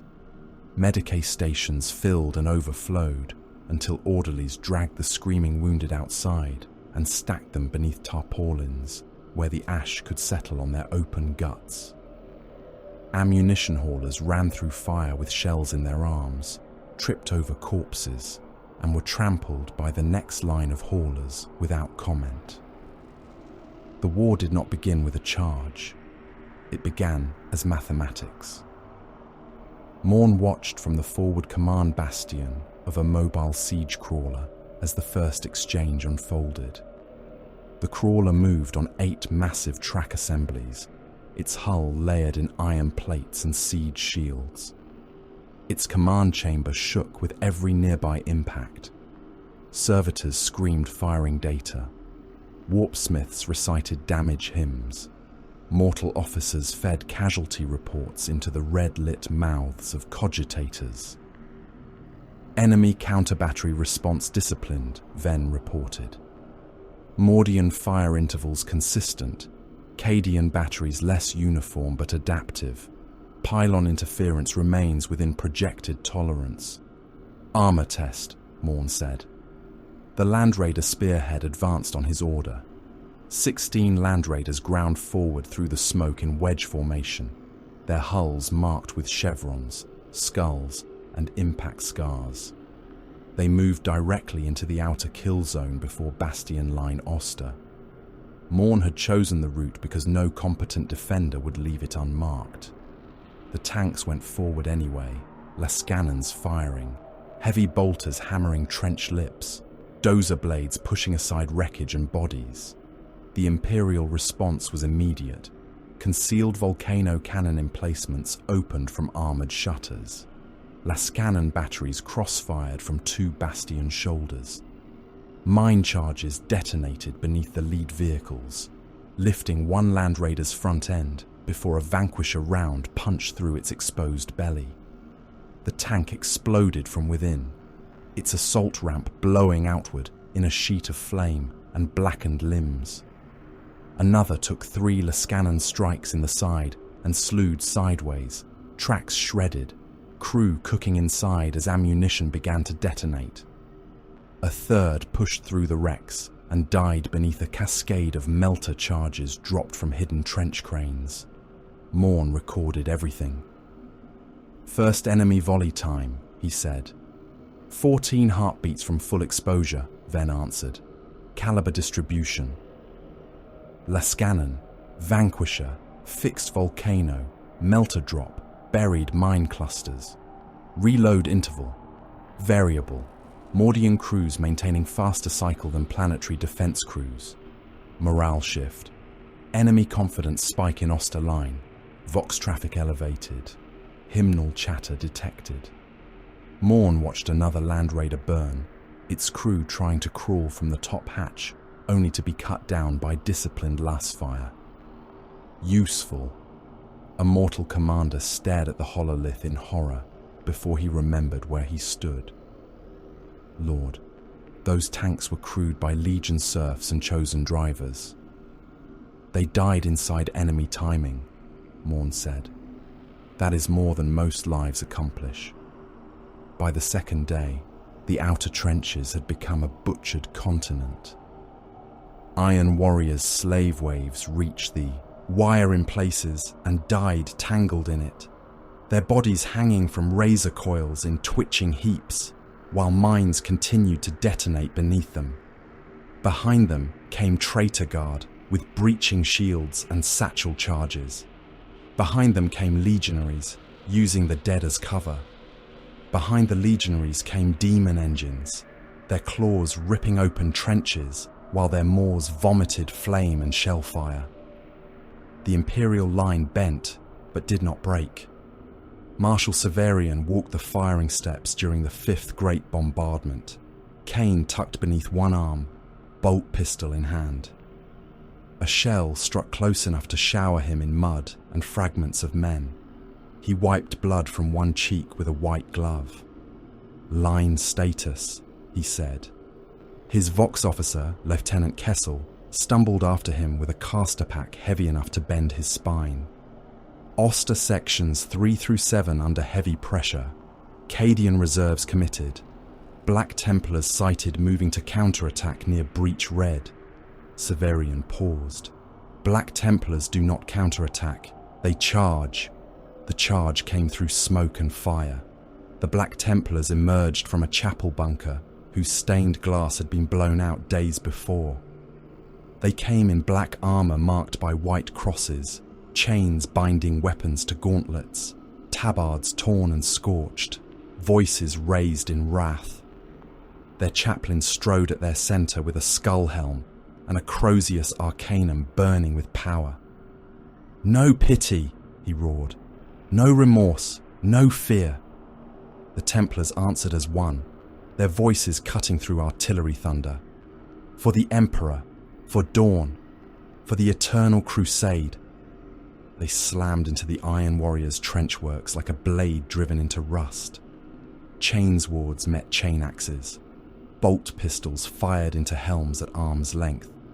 A sword brother took an Iron Warrior's head from his shoulders and was immediately impaled by a servo claw through the spine. The chaplain crushed a Traitor Guard officer's skull with his Crozius and turned toward the Iron Warriors line. "Oath breakers!" he thundered. "Traitors! Filth in stolen flesh! Come and be judged!" An Iron Warriors champion answered through a Vox grill clogged with dust. "Faith is only another wall." He fired a plasma gun into the chaplain's chest. The blast scorched the black armor but did not stop him. The chaplain struck the champion hard enough to break his helm open, then stamped down until the skull inside burst beneath his boot. More Iron Warriors came.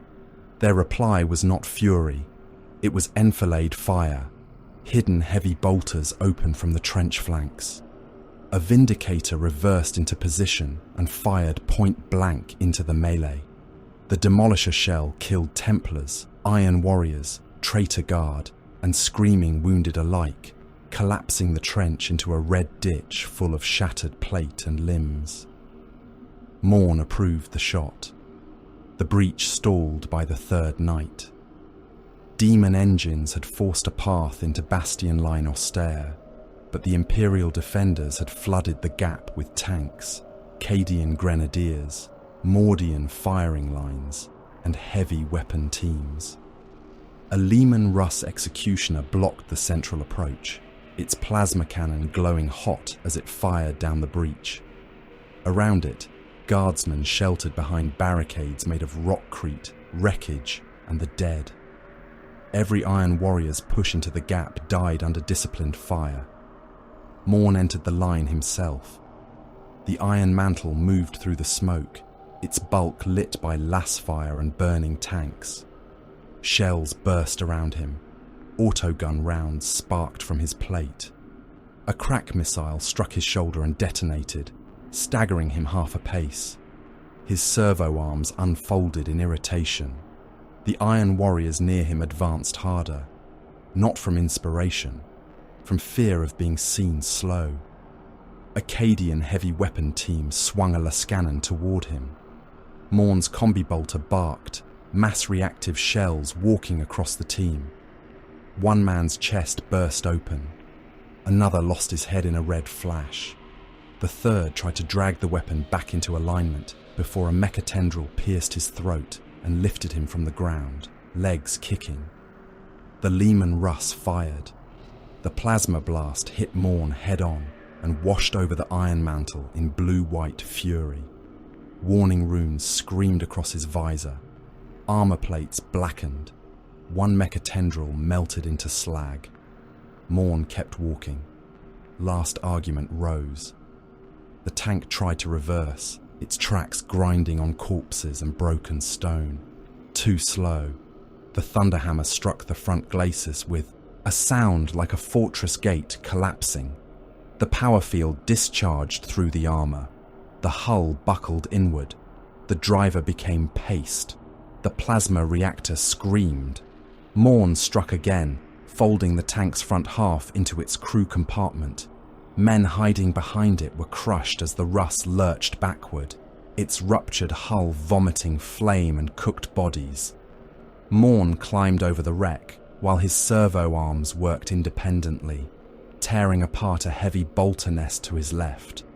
One claw ripped the weapon from its mount. Another seized the gunner by the helmet and squeezed until the head inside burst through the respirator grill. His combi bolter fired into the command trench beyond, killing officers, voxmen, runners, and anyone wearing insignia. He found Lieutenant Kessel beneath a fallen signal mast. The Vox officer was pinned by debris, one leg crushed flat, his face white with shock. He still clutched the handset to his chest. Morne looked down at him. "Transmit," he said. Kessel spat blood. "Never, traitor." Morne's servo arm closed around the wreckage, pinning him, and lifted it away. For one mad instant, Kessel thought he had been spared. Then another tendril slid under his crushed leg and twisted. Bone grated. The lieutenant screamed. "Transmit," Morne repeated. Kessel broke before he died. Most mortals did. Morne did not hate him for it. The false order went out across several Imperial channels in Kessel's voice, cracked by pain, but recognizable. Oster line falling back. Repeat. Oster line falling back to secondary curtain by command authority. Withdraw by marked routes. Emperor preserve us. Imperial voxnets erupted. Some units obeyed. Others demanded authentication. Mordian officers shot men who moved without proper confirmation. Cadian squads argued over code phrases under bombardment. Entire minutes were lost across multiple sectors, while commanders verified orders, countermanded orders, reissued orders, and cursed the enemy's deception. Minutes were breaches. Morne ended the transmission by lifting Kessel into the air before a captured picked feed. The lieutenant hung from a servo claw, weeping blood, uniform torn, one leg swinging by strips of flesh. "This is the cost of unverified command," Morne said over the open channels. Last argument came down. The picked feed caught enough. Afterward, Imperial Vox traffic changed. Every order took longer. Every command demanded countersign. Every retreat Reinforcement and artillery correction passed through hesitation. Morne did not need the false order to succeed everywhere.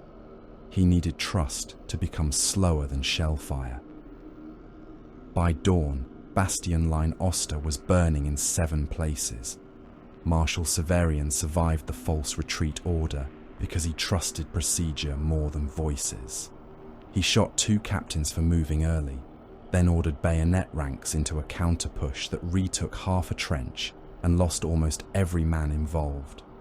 By sunrise, his coat was torn, his left arm bandaged, his cane gone, and his command post reduced to a hole beneath a shattered rangefinder. He still stood straight. A Cadian major staggered into the dugout. "Lord Marshal, enemy pressure continues. Black Templars' remnants are falling back to Shrine Redoubt. Ammunition in forward sections below sustainable levels." Severian nodded. "Then they will use bayonets." "Sir, there are reports from Orbital Command." "Speak." The Major's face changed. Severian understood before the words came. Outside, through smoke thick enough to turn sunrise black, shapes moved across the rear approaches of the Imperial line. At first they seemed like another armoured reserve. Then the smoke shifted, and yellow armour emerged in disciplined ranks. Imperial fists. They came without haste and without fear, moving through the ruin as if the battlefield had been built for them to endure. Their pauldrons bore the clenched fist of dawn. Their bolters were held ready.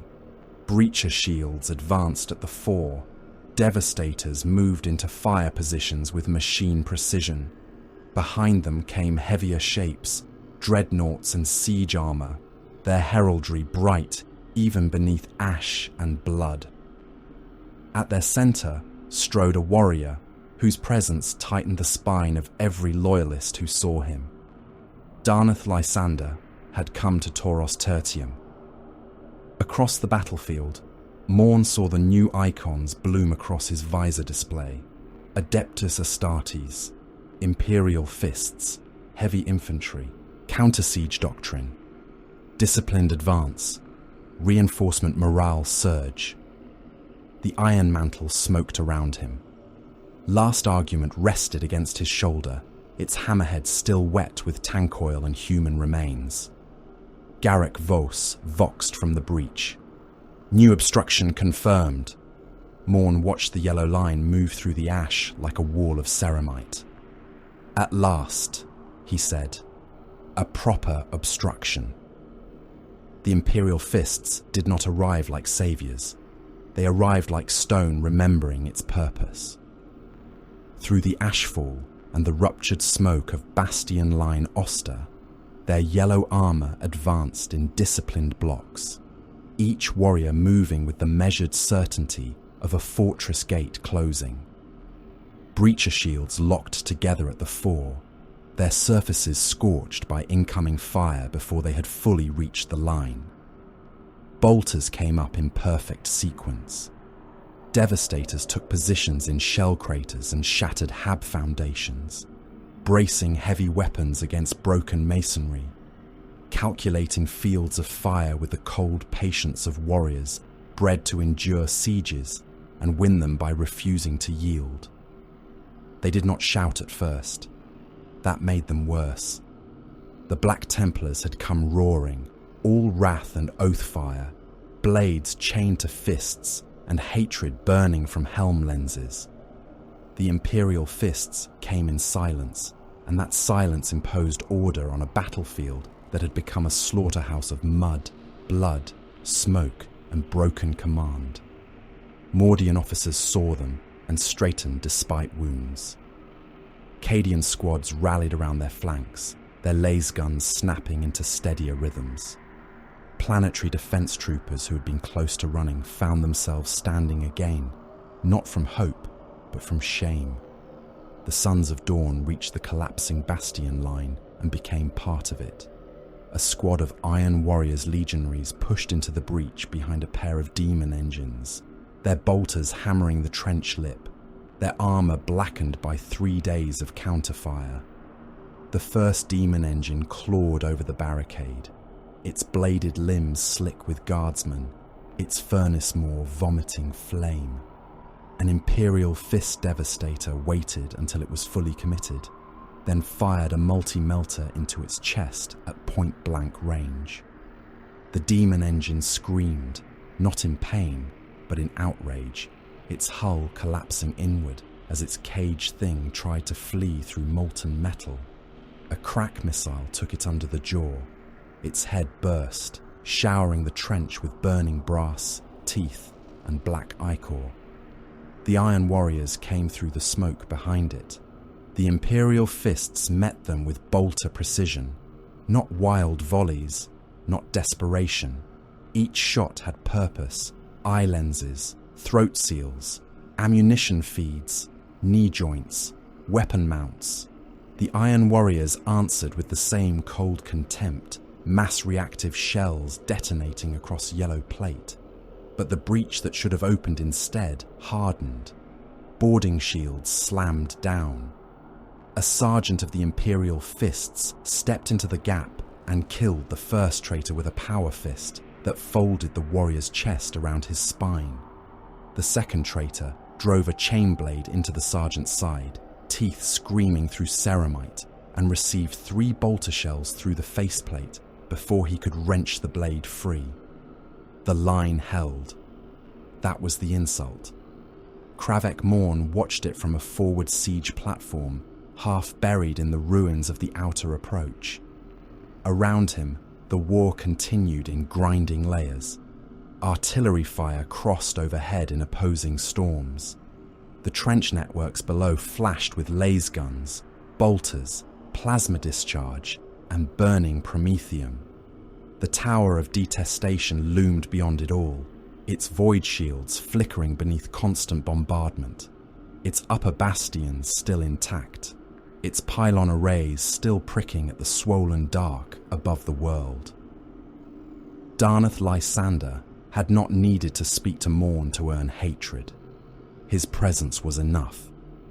The Imperial Fist commander moved through the Imperial rear echelons like an anchor dragged through a storm. Wherever he passed, lines steadied. Fire corrected. Counterattacks arrived at the moment they were most damaging. No single heroic charge broke the Iron Warriors' advance. No vainglorious duel decided the siege. Lysander denied Morne quick victory by doing something far more offensive than courage. He made the defense efficient. Morne's cracked optic lens tracked the yellow icons spreading across the hololith. Imperial Fist's reserves slotted into bastions whose morale had been failing. Devastator squads eliminated exposed armor. Breacher units reinforced sally tunnels.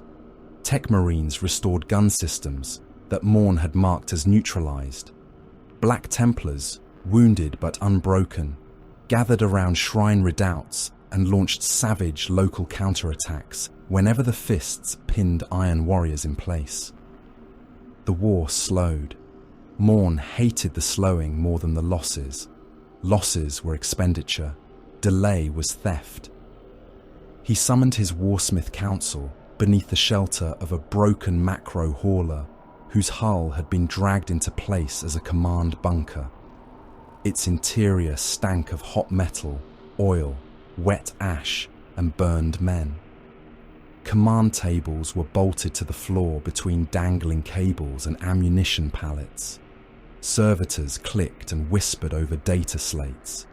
A captured Imperial Strategium screen had been nailed upside down to one wall, still showing fragments of loyalist command traffic through static and blood smears. Garrick Vos stood at Morne's right, one arm rebuilt with a temporary chain fist mount after the oubliette. Barakul Ven occupied a nest of cables near the main hololith, his mechadendrites plugged into the crawler network. 3 lesser warsmiths stood opposite Morne, each too proud to show fear and too intelligent to ignore it. The tower cannot be taken on the current timetable, said Warsmith Karzal Drek, his helm tucked beneath one arm, his face a scarred mass of augmetic plates and old burns. Not with Dawn's curse reinforcing the inner lines. Speak the recommendation, Morne said. Bypass. Leave a reduction host. Advance toward Agrippina. Tauros Tertium can be starved behind us. Another warsmith, Salcor Gant, gave a low growl. Leave an unbroken fortress on our line of advance. That is Dawn's thinking, dressed in caution. It is logistics, Drek snapped. It is cowardice wearing numbers. Morne let them speak for 9 heartbeats. Then he rested last argument's hammerhead on the command table. The table bent beneath its weight. Tauros Tertium remains an obstruction, he said. Unbroken obstructions alter all movement behind them. They invite counterattack. They preserve enemy belief. They offend design. Drek inclined his head. And yet Agrippina matters more. The chamber stilled. Morne looked at him for a long moment. The warsmith had spoken truth, and truth was not treachery unless delivered without usefulness. Yes, Morne said. The word sounded like a weapon being locked. Agrippina matters more. That does not make Tauros irrelevant. It makes delay here more expensive. Ven's lenses rotated. Projected path. Maintain siege pressure under delegated command. Withdraw primary command cadre and selected assault assets once tower outer reduction reaches acceptable degradation. Continue attritional containment. Advance spearhead toward Agrippina route. And the fortress? Garrick Voss asked. Morne looked back to the hololith. The Tower of Detestation stood in hard amber lines, still arrogant, still alive. It bleeds until I return, or until it collapses. Beneath the tower's outer curtain, the war had gone underground. The tunnels were not tunnels in any natural sense. They were arteries of war, bored through rock and reinforced with adamantium ribs, munition rails, coolant pipes, prayer conduits, and murder holes. The Imperial defenders had built them to move troops and shells beneath bombardment. The Iron Warriors had entered them because every fortress had a throat if one was willing to dig deeply enough. There was no room for grand maneuver beneath the tower, no room for banners, no room for speeches. Astartes killed each other in passages barely wide enough for 2 warriors to pass. Boarding shields crashed together with the sound of fortress doors slamming shut. Imperial fists advanced by inches, shields locked, bolters firing through murder slots. Iron warriors met them with breacher charges, chain axes, and melter guns pressed so close to enemy shields that the heat washed back over their own armor. A melter gun fired in a low tunnel and turned an Imperial fist into a molten silhouette, yellow plate running like wax over blackened bone. Before the Iron Warrior could lower the weapon, a power fist punched through the smoke and tore his head from his shoulders. The headless body stood for 3 seconds, blood steaming from the neck seal, before collapsing under the boots of those behind. Farther down, a Black Templar forced himself into the press, roaring litanies in a tunnel too cramped for swordplay. He drove his chainsword through an Iron Warrior's elbow joint, severing the arm, then slammed his helm into the traitor's faceplate until both lenses cracked. An Iron Warrior behind him fired a bolter into the Templar's spine at contact range. The shell detonated inside the black armor and burst out through the warrior's chest in a spray of shattered bone, lung tissue, and ceramite fragments. The Templar died still trying to bite through his own helm grill to spit a curse. The tunnels filled with smoke, blood, and the stink of cooked ceramite. There was nowhere to retreat without stepping over the dying. There was nowhere to advance without pushing into another blade. One Iron Warrior's squad failed to hold Junction Malice 7. The report came to Morne while he was overseeing artillery correction against the tower's eastern shield generators. Junction lost, Venn said. Survivors falling back through tunnel spine 3.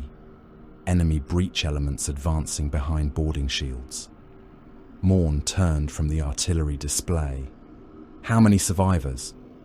5 legionaries, 1 sergeant, all wounded, ammunition depleted. Were they ordered to withdraw? No. The survivors were brought before him an hour later, armor scorched and dented, 1 warrior missing half his helm, another dragging a leg whose knee actuator had been destroyed. Their sergeant stood at the front, blood leaking from the grill of his battered helm. "We held until ammunition failure," the sergeant said. "The fists committed 2 squads and a contemptor. We killed more than we lost." "You lost the junction," Morne said. "The junction was untenable." "All positions are untenable until made otherwise." The sergeant said nothing. Morne gestured to Vos. "Strip their helms." For the first time, the sergeant moved. "Lord, next assault drill. Forward rad trench. No helms." The wounded Iron Warriors went still. Outside the bunker, the forward rad trench had been poisoned by ruptured munitions and leaking reactor slag. Even mortal penal troops sent through it died coughing blood within minutes. Astartes could endure more. Without helms, they would endure enough to understand punishment before the rad gas blistered their lungs. The sergeant's voice turned hard. "We are sons of Perturabo." Morne stepped close enough that the Iron Mantle's shadow swallowed him. "Then die usefully." They went without further protest because they were Iron Warriors. Pride did not save them from obedience. An hour later, they advanced through rad gas and shellfire at the head of a breaching drill, bare faces blistering, eyes bleeding, mouths open in voiceless rage as artillery tore the trench apart around them. 2 reached the enemy wire before dying. 1 survived long enough to detonate the charge strapped to his chest. The explosion opened a path 4 meters wider than previous attempts. Morne marked the punishment as productive. That night, the Black Templars came for the guns. They crossed no man's land beneath smoke and shell glare, not silent for long. Stealth carried them only to the wire.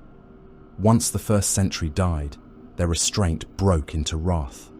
Their chaplain's voice rose through the night, amplified and savage.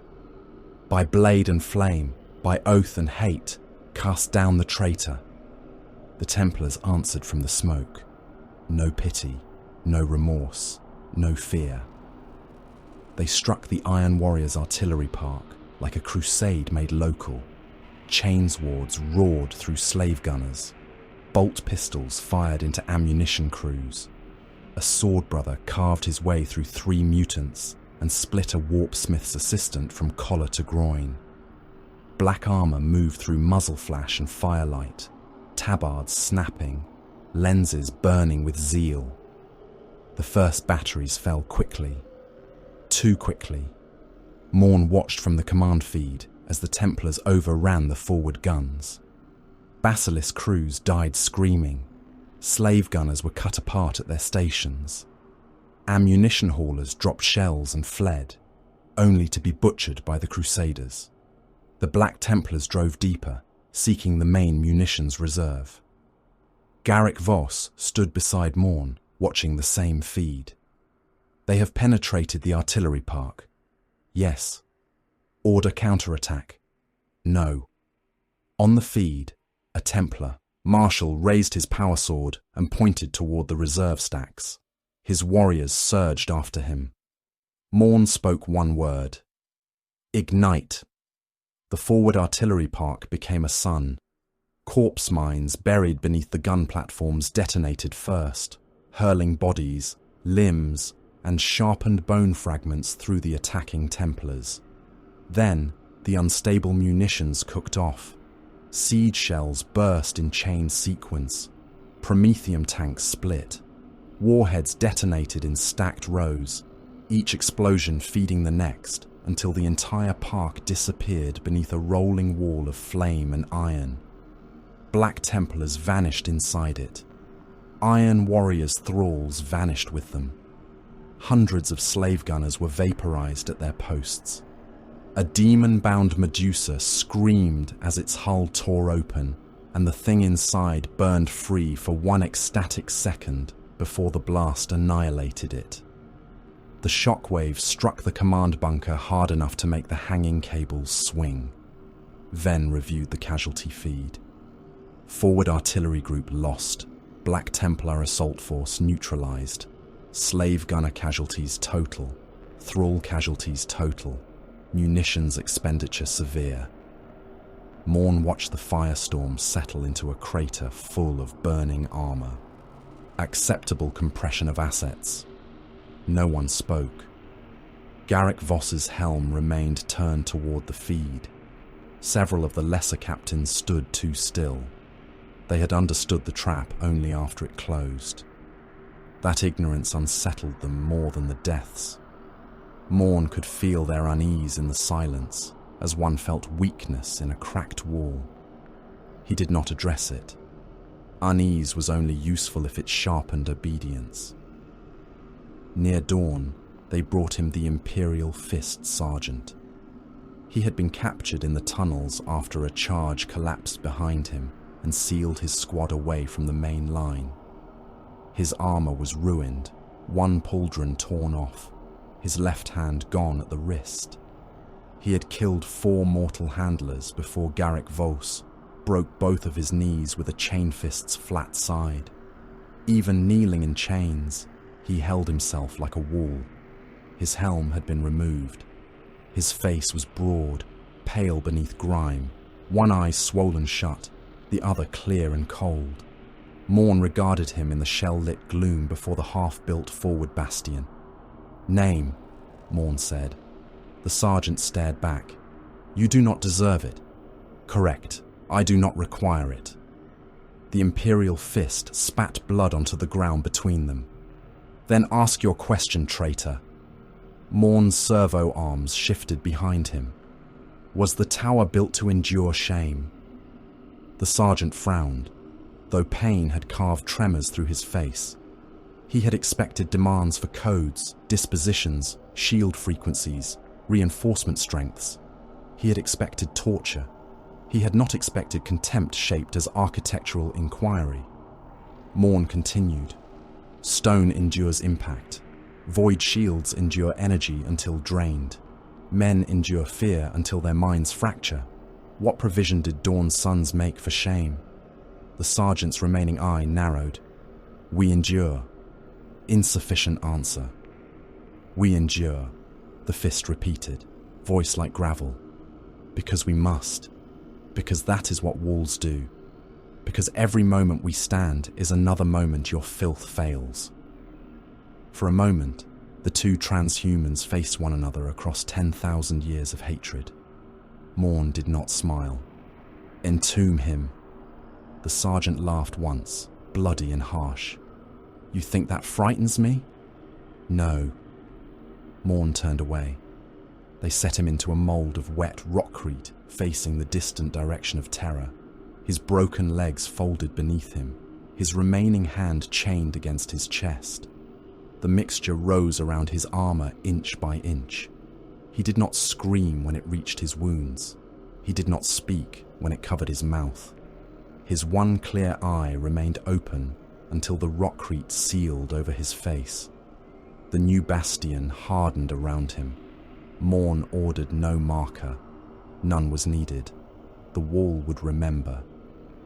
The siege of Tauros Tertium became a ledger written in blood and delay. Sector Oster outer integrity fell to 31%, then climbed to 39% after Imperial Fist's reinforcement and emergency buttressing. Bastion Heliox reported ammunition reserves at 12%, then held for another day on rationed fire and salvaged traitor rounds. trench population estimates in the lower western approaches dropped by 3 million across 4 bombardment cycles. Iron Warriors' assault cohorts lost 7 out of every 10 mortal auxiliaries committed to the wire. Demon engine packs achieved breakthrough twice and were contained twice. The tower's void shields flickered but did not fall. The pylons continued their interference, bleeding pressure from rituals, weakening warp translation, forcing Morne to rely on iron more than demonic momentum. He did not mind relying on iron. He minded that iron took time. The directive came during the 9th cycle of bombardment. The command bunker sealed itself before the transmission fully manifested. Servitors died first, their skulls bursting as their cogitators overloaded. Ven's mechadendrites locked rigid, the hololith inverted into black geometry. Every Iron Warrior in the chamber lowered his head, not in worship, but in recognition of authority beyond dispute. Perturabo's will entered the room as structure. No face appeared, no voice as mortals understood voice. The directive unfolded through data, pressure, and command architecture, each layer cold enough to scour pride from lesser beings. Tauros Tertium was to continue bleeding. Morne was to advance. Agrippina's approaches demanded pressure. The infinite citadel required momentum across multiple fronts. Pride could not be permitted to calcify into local obsession. The Tower of Detestation was to be contained, reduced, and denied strategic freedom by delegated siege command. Morne and the primary spearhead of the 17th Grand Company would move toward the next phase. The transmission ended. The bunker remained silent for a long while. Garrick Vos finally spoke. "We leave Dawn's sons standing." "For now," Morne said. His voice was calm. That made it worse. Barachul Ven unplugged from the command engine. Optics dimmed in caution. "Sub-command allocation." Morne looked at the hololith of Tauros Tertium. The Tower of Detestation still stood, scarred but unbroken, its walls lit by the fire of his guns. Imperial fist icons remained embedded in its defense. Black Templar remnants gathered for new charges. Mordian lines still fired in disciplined sequence. The world still breathed. Delay, not failure. Delay. Morne hated it enough to make it useful. Drek will hold the eastern artillery belts. Gant will continue tunnel pressure beneath the outer curtain. Ven will leave autonomous reduction engines and mine logic in place. Mortal auxiliaries are to be replenished from prisoner stock. No withdrawal of siege guns without my direct order. No negotiation. No symbolic targets left standing if they can be reached. "And if the tower counterattacks?" Vos asked. "Let it. A fortress that reaches outward exposes its wrists." Morne turned from the projection at last. Outside, in the ash-choked dawn, the guns continued. Tauros Tertium shook under bombardment, and the tower answered with fire of its own. The Sons of Dawn held their walls. The Sons of Iron measured them. Morne stepped toward the waiting land raider, the iron mantle growling around him. Last argument Mag locked at his side. He did not look back at the fortress because looking back was for those who required reassurance. He had not failed to break Tauros Tertium. He had been delayed from applying sufficient force. That distinction mattered. As the ramps closed and the spearhead engines began to move, Morne opened the command vox to the siege host he would leave behind. "Bleed the world," he said. "Count every shell, count every corpse. When I return, I expect the tower to have learned fear." The land raider lurched forward through mud, ash, and crushed bodies, turning away from the fortress that still stood and toward the war that mattered more. Inside his helm, Morne watched the route to Agrippina unfold in red geometry. Tauros Tertium burned behind them. But Kravek Morne did not look back. The world remained visible in the sternward auger feeds, a fortress globe wrapped in smoke, fire, and the stubborn pulse of void shields that refused to die on schedule. Its trenches still bled, its pylon arrays still clawed at the warp. Its tower of detestation still stood beneath the punishment of Iron Warriors' guns, scarred but not broken, its silhouette cutting through the ash clouds like a defiant blade. Morne had not abandoned it. Abandonment implied emotion. It implied reluctance, shame, or the acceptance of loss. He had reduced Tauros Tertium to an equation and delegated its solution to lesser hands. Behind, the advancing spearhead, Warsmith Drek, held the eastern artillery belts and continued to hammer the tower's shield nodes with siege mortars and corrupted earthshakers. Warsmith Gant maintained the tunnel war, feeding penal labour, Iron Warriors' breaches, and demon engines into the lower arteries beneath the fortress curtain. Barakal Ven had left machine logic engines buried beneath the siege lines, each one wired to range tables, corpse counters, ammunition tallies, and automated kill permissions. Tauros Tertium would continue to bleed whether Morne watched or not. That was the virtue of proper design. The silence moved through the Cadian Gate war zone at the heart of an iron procession. The fleet did not sail in clean formation. Nothing in the Great Rift allowed such arrogance. Warp tides pushed at reality. Remember, don't forget to like, comment, and subscribe. Support helps. Auspec's returns screamed and contradicted themselves. Dead ships drifted in clusters where battles had been fought, lost, forgotten, and fought again. Broken Imperial cruisers tumbled beside the gutted hulks of Chaos Raiders. Fields of frozen bodies glittered around old wrecks like devotional beads cast into the void. The Eye's wound light bathed every hull in red. The Iron Warriors' fleet advanced through it with sullen discipline. Cruisers carried siege cohorts and ammunition stores.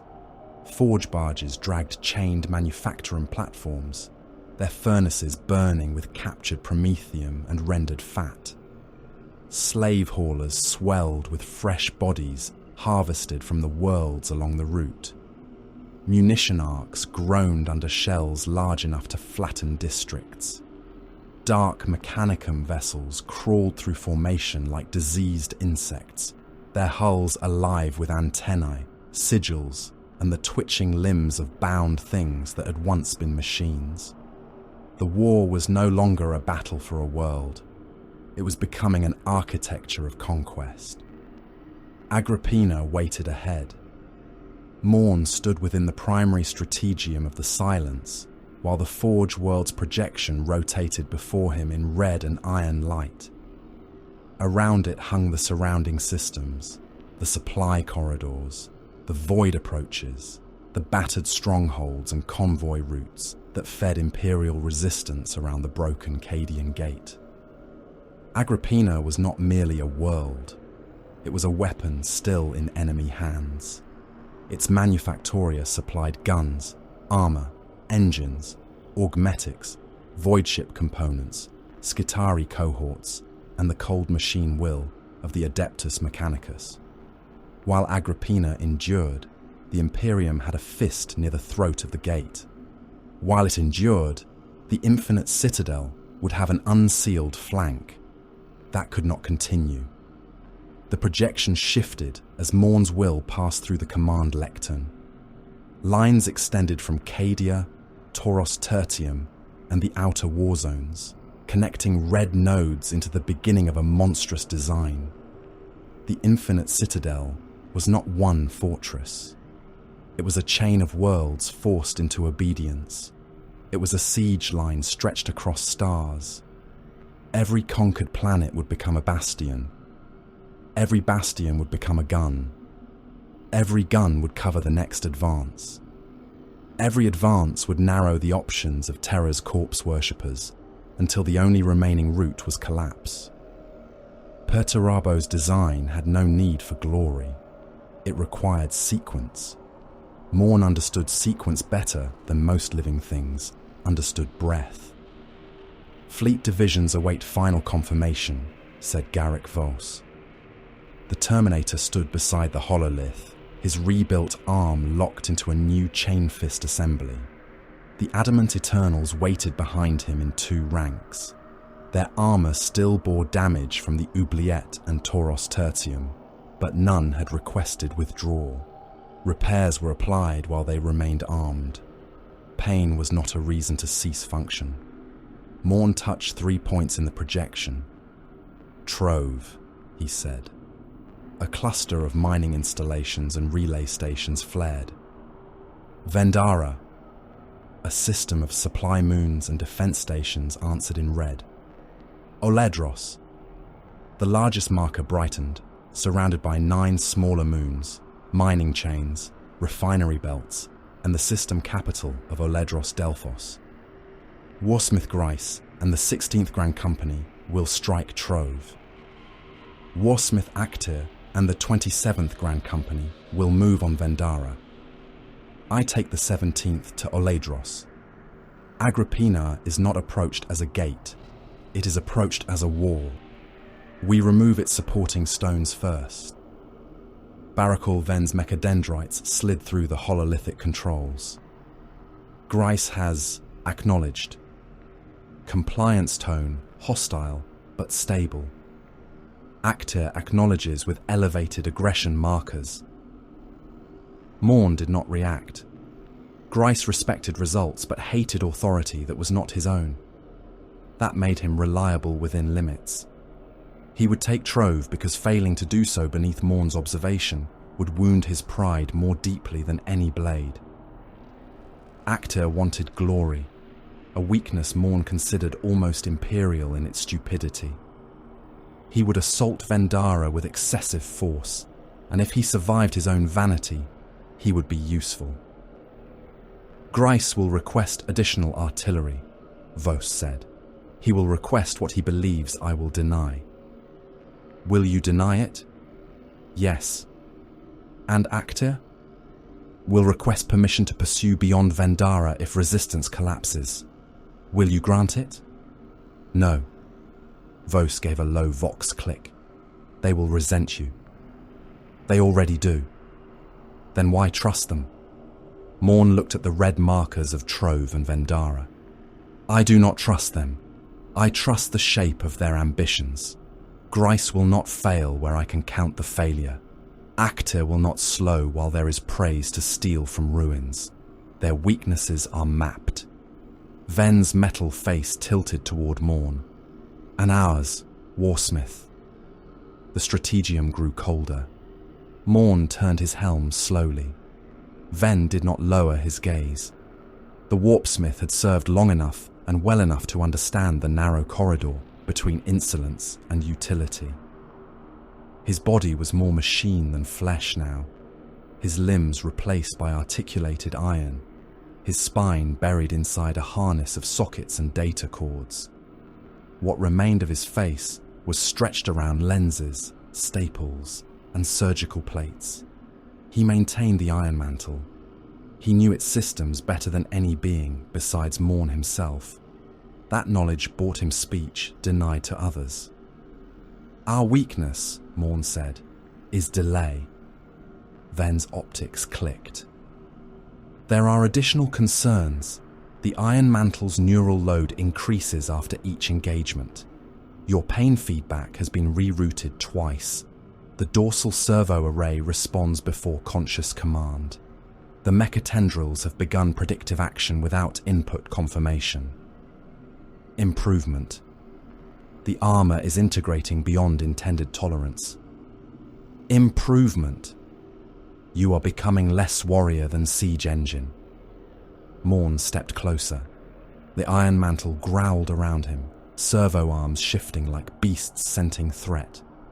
"Then the improvement is measurable." Ven bowed his head, not in apology, in acknowledgement of a line reached and not yet crossed. "By your command." Below the command decks, The silence prepared for the next phase of war. Its lower holds were no longer manufactoria. They were hells arranged by function. One deck contained chained artillery crews drilled until they could load shells in darkness, under lash, while ankle-deep in blood. Men with broken backs were bolted into recoil stations. Those with ruined legs were mounted on sliding frames and assigned to powder rams.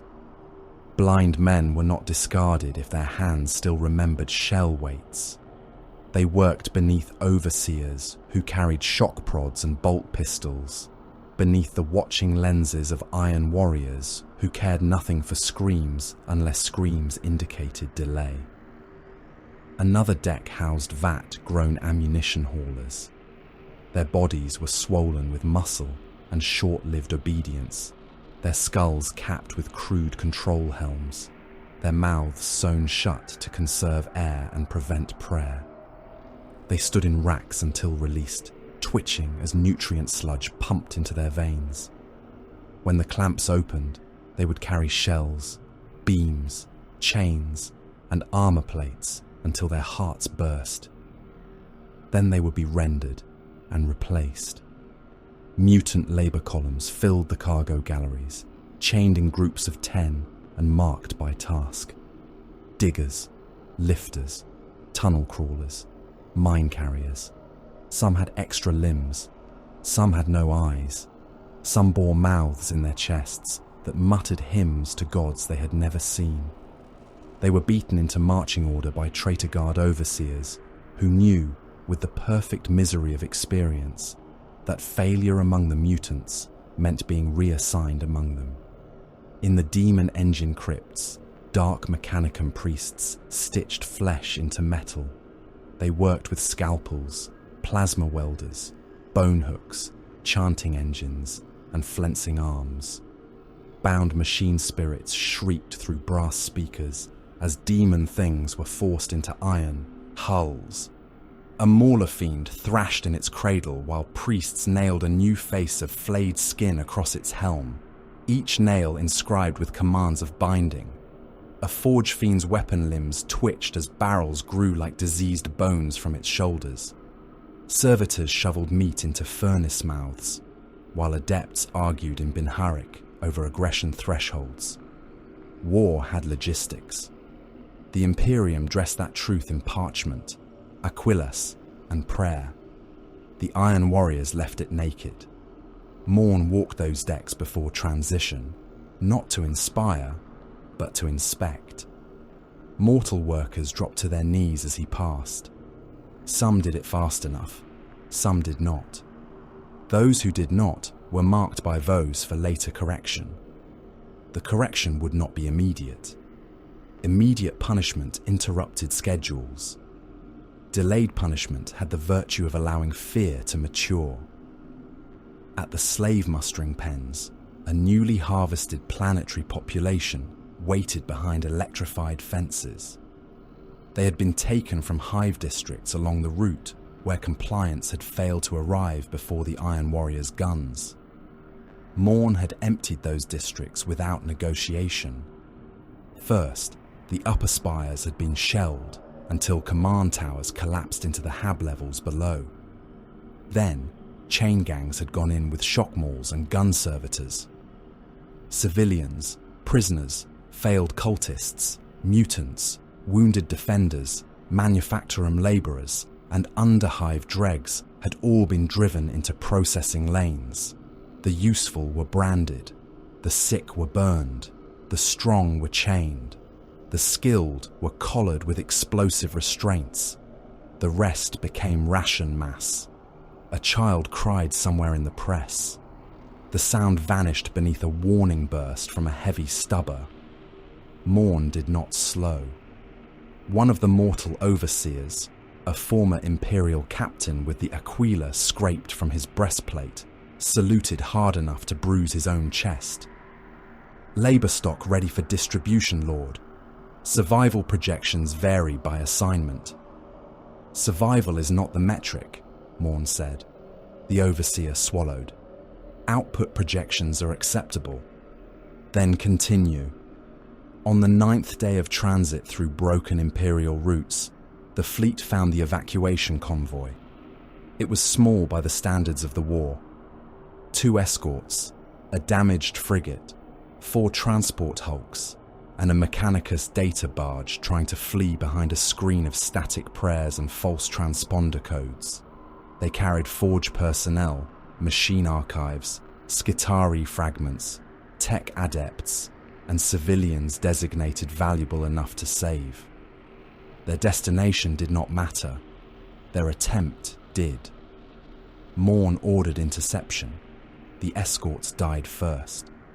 The Silence fired a broadside that cracked one in half, its void shields failing in a shimmer of blue before macro shells punched through the hull and scattered decks, men, and engines into space. The second tried to turn beneath torpedo fire and took a lance strike through its spine. It drifted, burning from within, its vox still transmitting emergency cant, until Iron Warrior's boarding claws punched through the bridge and silenced it. The frigate fought longer.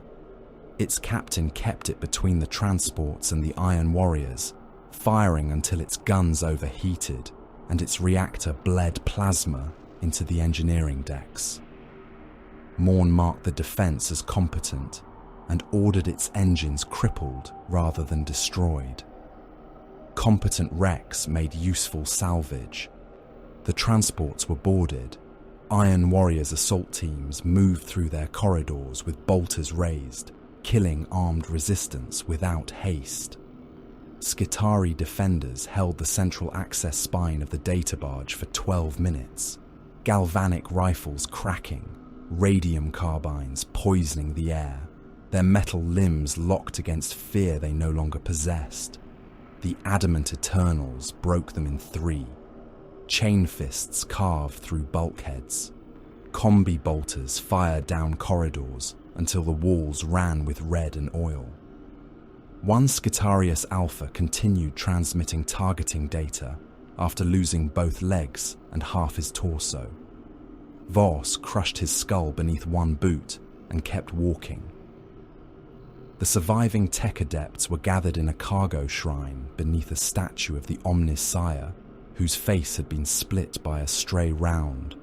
They were thin, robed figures with augmetic eyes and trembling mechadendrites. Some whispered Binharic prayers. Some stared at the Iron Warriors, with hatred rendered almost mathematical by terror. One senior adept, Magos Ordinat Pel, still had enough pride to speak when Morne entered. Less guns than industrial disasters given direction. Above them came the Titans. Maniples moved through the smoke and light of orbital bombardment, god engines walking across distant horizons while their void shields rippled beneath incoming fire. Warhounds hunted in pairs, low and quick, their plasma blast guns washing traitor armor columns in blue-white death. Reavers advanced with the brutal grace of cathedral towers given hunger. Far beyond them, larger silhouettes moved in furnace haze, their footfalls arriving as delayed thunder across the moons. Morne watched the theatre unfold from the command strategium of the Silence. The hololith was a storm of red and brass icons.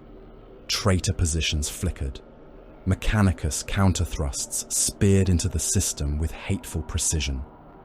Supply routes marked secure 1 hour before turned contested. Artillery parks that should have been hidden behind dead ridges now found themselves under noospheric triangulation. Gould's attack did not seek glory, it sought arteries. That Morne could respect. He did not say so. Threat classification update, said Barakul Ven, his mechadendrites plugged into 3 command engines at once. Sparks jumped from his spinal ports. Archmagos Gould has exceeded conservative prediction window by 46 hours. Counter-offensive pattern confirms aggressive doctrinal logic. She has identified our outer supply ribs and secondary ammunition routes. Morne's helm remained fixed on the projection. Previous classification. Forge administrator with strategic competence. Revise. Ven's optics clicked. Mobile Bastion intelligence. Accepted. Garrick Vos stood nearby with the Adamant Eternals. Shall we redirect the spearhead? Not yet. She is cutting at our tendons. Then we will see how sharp she made the blade. The first great ground engagement opened across the third sister, a pale lunar body whose name had been erased from Imperial charts and replaced in Iron Warrior's ledgers with a siege mark. It had no atmosphere worth naming, only thin chemical ghosts clinging to crater basins and old refinery wounds. Traitor Guard regiments had been driven into its trenches with vacuum masks, frost seals, and orders that included no retreat vectors. They died before the enemy reached them. Their lungs froze when their masks cracked under rad storms. Their blood boiled in armor leaks. Men tried to scream and found their throats filling with ice. Others lived long enough to see Skitarii Rangers advancing through the green haze in perfect files, red robes snapping in the static wind, metal feet silent on dust hardened by ancient impacts. Galvanic fire began at impossible range. Men fell with neat holes burned through helmets and skulls. Those hit in the chest jerked once and dropped, their hearts cooked inside rib cages. Those hit in the face burst backward, brain matter freezing into glittering crystals before it struck the trench wall. Iron Warriors' havocs answered from vacuum ruins above the basin. They had established their kill zones among collapsed refinery towers, their heavy bolters and autocannons mounted behind slabs of plasteel and dead machinery. When the Skitarii crossed the marked lines, the havocs opened fire. The basin became a storm of explosive shells. Rangers came apart in showers of red robe, brass limb, and shredded organ remnants. Vanguard pressed through the fire without fear because fear had been improved out of them. Cataphrons rolled over the dead, weapons tracking, plasma bolts smashing into the ruins and turning iron cover to glowing slag. A Havoc lost both legs to a grav blast and kept firing from the waist up until his ammunition feed jammed with his own spilled intestines. Another took a neutron beam through the helm and left only a smoking collar and a body that did not yet know it was dead. The Iron Warriors did not fall back until the ruins themselves collapsed under sustained fire, burying loyal and traitor dead together beneath refinery bones. On the fifth sister, Night Lances met Chaos armor in a valley of black glass. The first charge shattered the valley's silence. Imperial Knights advanced through missile fire, ion shields flaring, thermal cannons and battle cannons speaking in thunder. Traitor Lehman Russ tanks died in rows. Predators burned. A defiler leapt onto a knight's leg and began soaring through armor with its claws before the War Machine's Reaper chainsword came down and split the demon engine from carapace to belly. The thing inside tried to crawl free, all smoke and teeth and hatred, until a stomp crushed it into the glass with a sound like a cathedral bell breaking. Morne fed mutilators into the flanks and watched them die buying seconds. Seconds mattered. An Iron Warriors Vindicator line emerged from behind a ridge at the moment the Knights overcommitted. Demolisher cannons fired as one. The valley vanished in blast smoke. One Knight staggered out with its chest caved inward, pilot screaming over an open channel as reactor heat cooked him alive inside his throne. Another fell to one knee, ion shield overloaded, where obliterators lumbered from the smoke and grew lascannons from their arms. They fired until the Knight's helm blew open and burning pilot matter rained down the inside of its own armor. The sixth sister cracked beneath macro bombardment. It began as a fault line across the equator, visible from orbit as a bright wound. The Iron Warrior's fleet and Mechanicus guns had both struck it for hours without intent to shatter the moon, but war cared little for intent once sufficient force had been applied. The fault opened, subsurface vaults detonated, refineries went critical. The moon screamed through Auspex channels as its crust split. Chunks of moon rock broke free and fell toward Olaidros Delphos, like burning mountains. The atmosphere caught them and wrapped them in fire. They struck the battlefields below with continental violence. One impact erased an entire Mechanicus armored column and 3 Iron Warriors artillery cohorts waiting beyond it. Another slammed into the Carrion tundra outside Hisek, throwing debris high enough to kill gunships and low enough to bury trenches under molten stone. Shockwaves rolled across the Unsalon fields, flattening infantry, flipping tanks, and turning men into red paste inside their armor.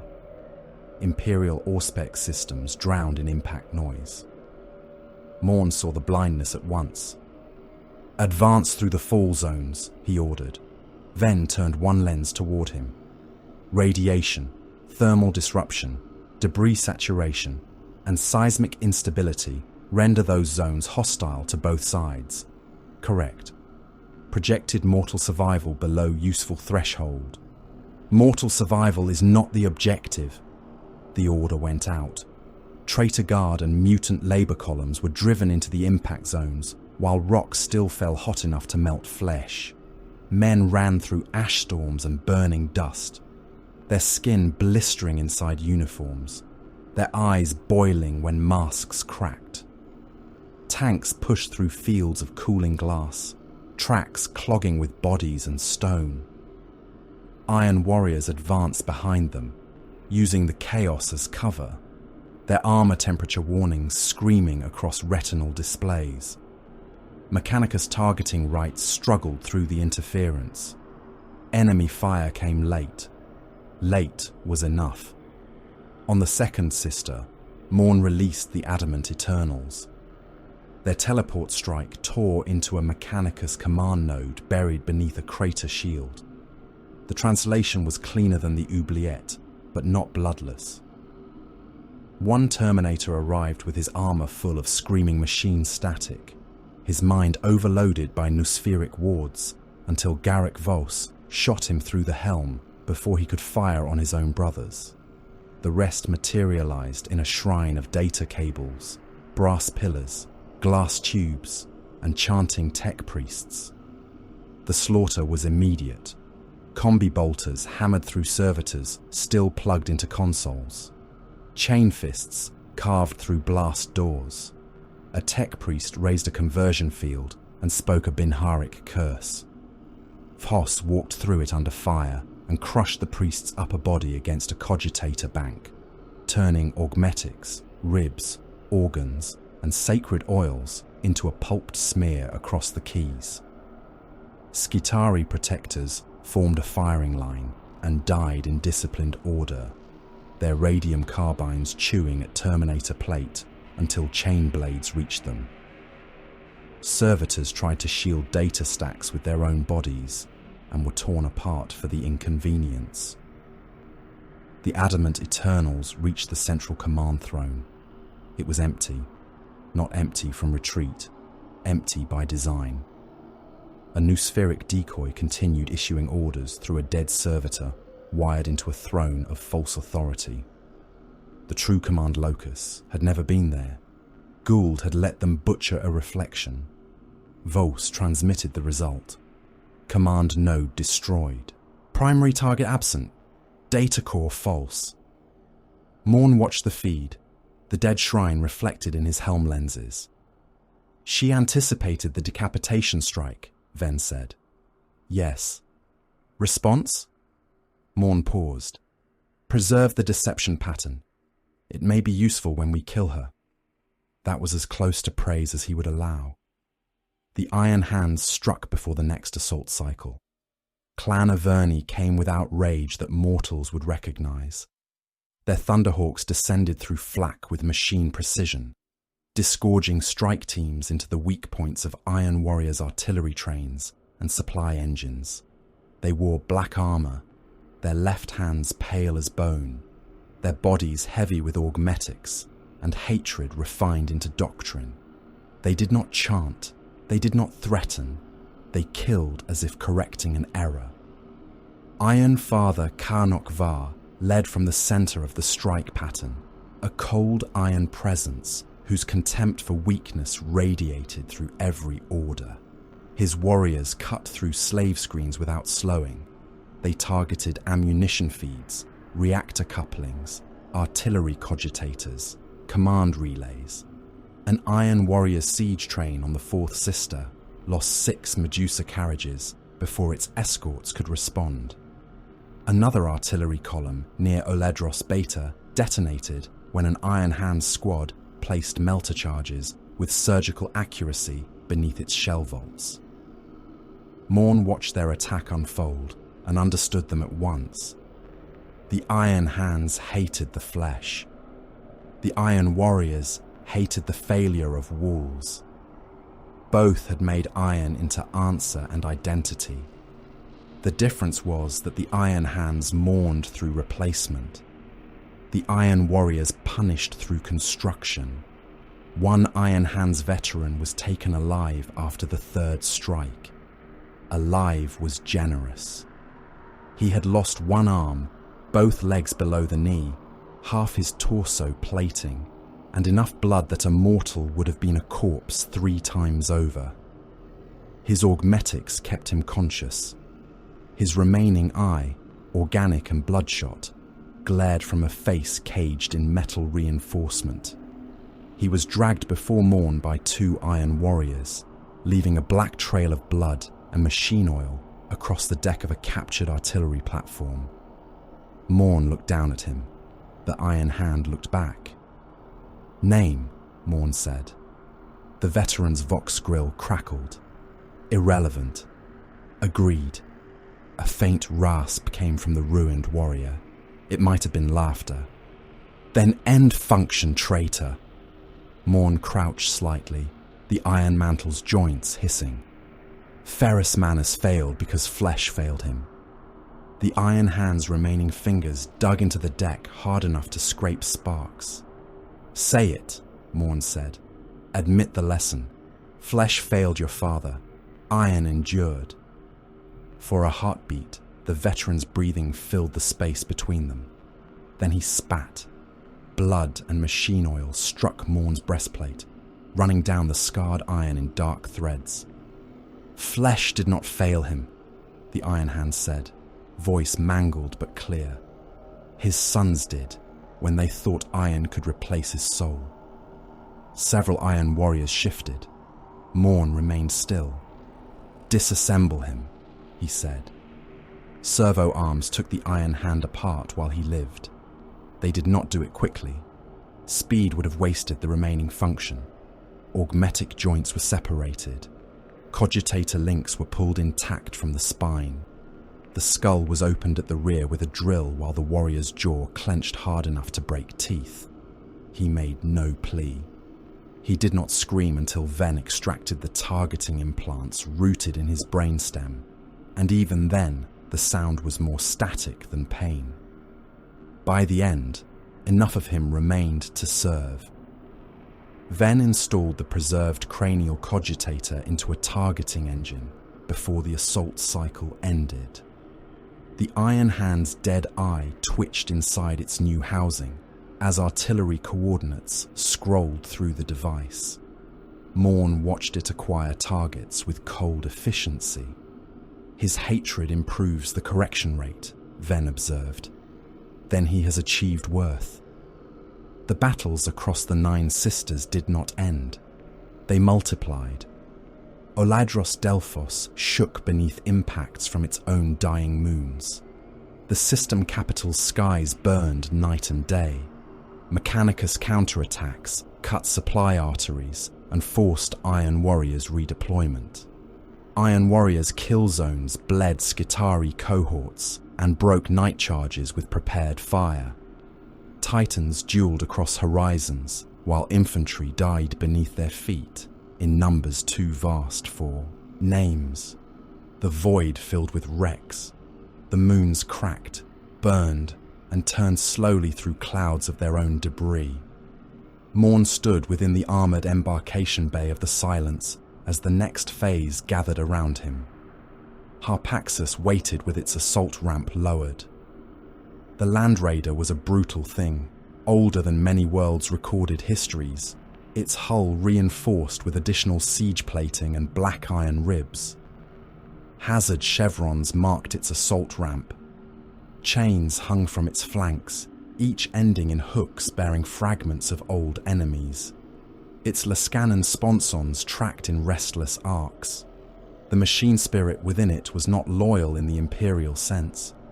It was obedient because Morne had broken it into obedience and fed it enough war to keep it hungry. Around the transport stood the adamant Eternals, repaired, rearmed, and silent. Beside them waited obliterators, swollen and hideous, their weapon flesh rippling as they sensed the coming slaughter. Mutilators strained against restraint chains. Havoc chiefs received final coordinates. Traitor guard officers stood far behind them, pale beneath their masks, pretending not to tremble. The hololith above the bay showed the Ancillon tundra fields and the mountain hive of Hyzek. Guld had struck well. Var had cut deep. The Nine Sisters burned, and the road to Agrippina had become a battlefield worthy of full pressure. Morne stepped onto Harpaxus. Last argument hung at his side. Garrick Voss followed him up the ramp. Destination confirmed. Hyzek. Morne looked at the mountain hive in the projection as the Land Raider's interior lights turned red. Not destination, he said. The ramp began to close. Impact point. Harpaxus hated being still. The Land Raider's machine spirits snarled beneath the deck plates, a caged brutality wrapped in adamantium, ceramite, iron scripture, and old murder. Its engine did not idle. It growled. Every vibration through the assault bay was a promise of forward motion, withheld for too long. Chains hung from the ceiling in blackened rows, each one bearing ammunition feeds, hooked restraints, or the cracked bones of former crewmen who had failed the vehicle's rights of operation. Hazard chevrons marked the inner ramp beneath layers of dried blood. Kill runes had been carved into the walls by knives, claws, and servo tools, some in High Gothic, some in the bitter cipher cant of the Fourth Legion, some in languages that had only ever been spoken by demons and dying men. Chained ammunition servitors swayed in their sockets as the tank shook. Their arms were gone, replaced by loading cradles, bolt shell belts, las capacitor feeds, and hydraulic rammers. Their eyes had been stapled open. Their mouths worked constantly, whispering, firing litanies through split lips. The Vox never stopped. It carried the dying breath of regiments across the Ancillon tundra fields. Mine detonation across forward lane. Left flank gone. Left flank is gone. Skitari fire from the ridge. We cannot see them. Advance order confirmed. Repeat, advance order confirmed. Blessed Iron, they are inside the trench. Do not fall back. Iron warriors behind us. Do not fall back. Kravek Morne stood in the centre of Harpaxus, one gauntlet locked around an overhead restraint bar, not because he required balance, but because the gesture let the tank feel his will through the armour's pressure and weight. The iron mantle filled the assault bay like a fortress shrine, its servo arms folded close, its mechatendrils twitching in the red compartment light. Last argument hung at his side, mag-locked, the Thunderhammer's head brushing sparks from the deck when the tank lurched. Around him, the adamant Eternals waited in silence. Garrick Voss stood nearest the ramp, chain fist lowered, combi bolter across his chest. Behind him, Terminators braced in their restraint clamps, armour scarred from Cadia, Tauros Tertium, and the burning moons. They did not speak because the coming battle required no words. Outside, The world ended in ordered stages. Harpaxus descended through fire.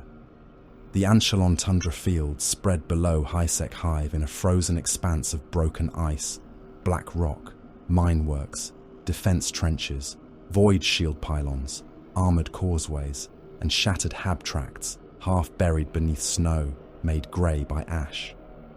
The mountain hive rose beyond it, a monstrous stack of manufactoria, bastion ridges, furnace chapels, defense spires, lances cut through storm cloud and ash. Void shields blossomed and failed. Macro shells fell like falling towers. One strike hit a traitor guard division crossing a frozen canal and removed it from the world so completely that the only survivors were those blown far enough away to die in pieces. A loyalist titan lost its shields beneath concentrated fire from Legio Mortis and took a volcano cannon through the torso. Its reactor went white behind its armor.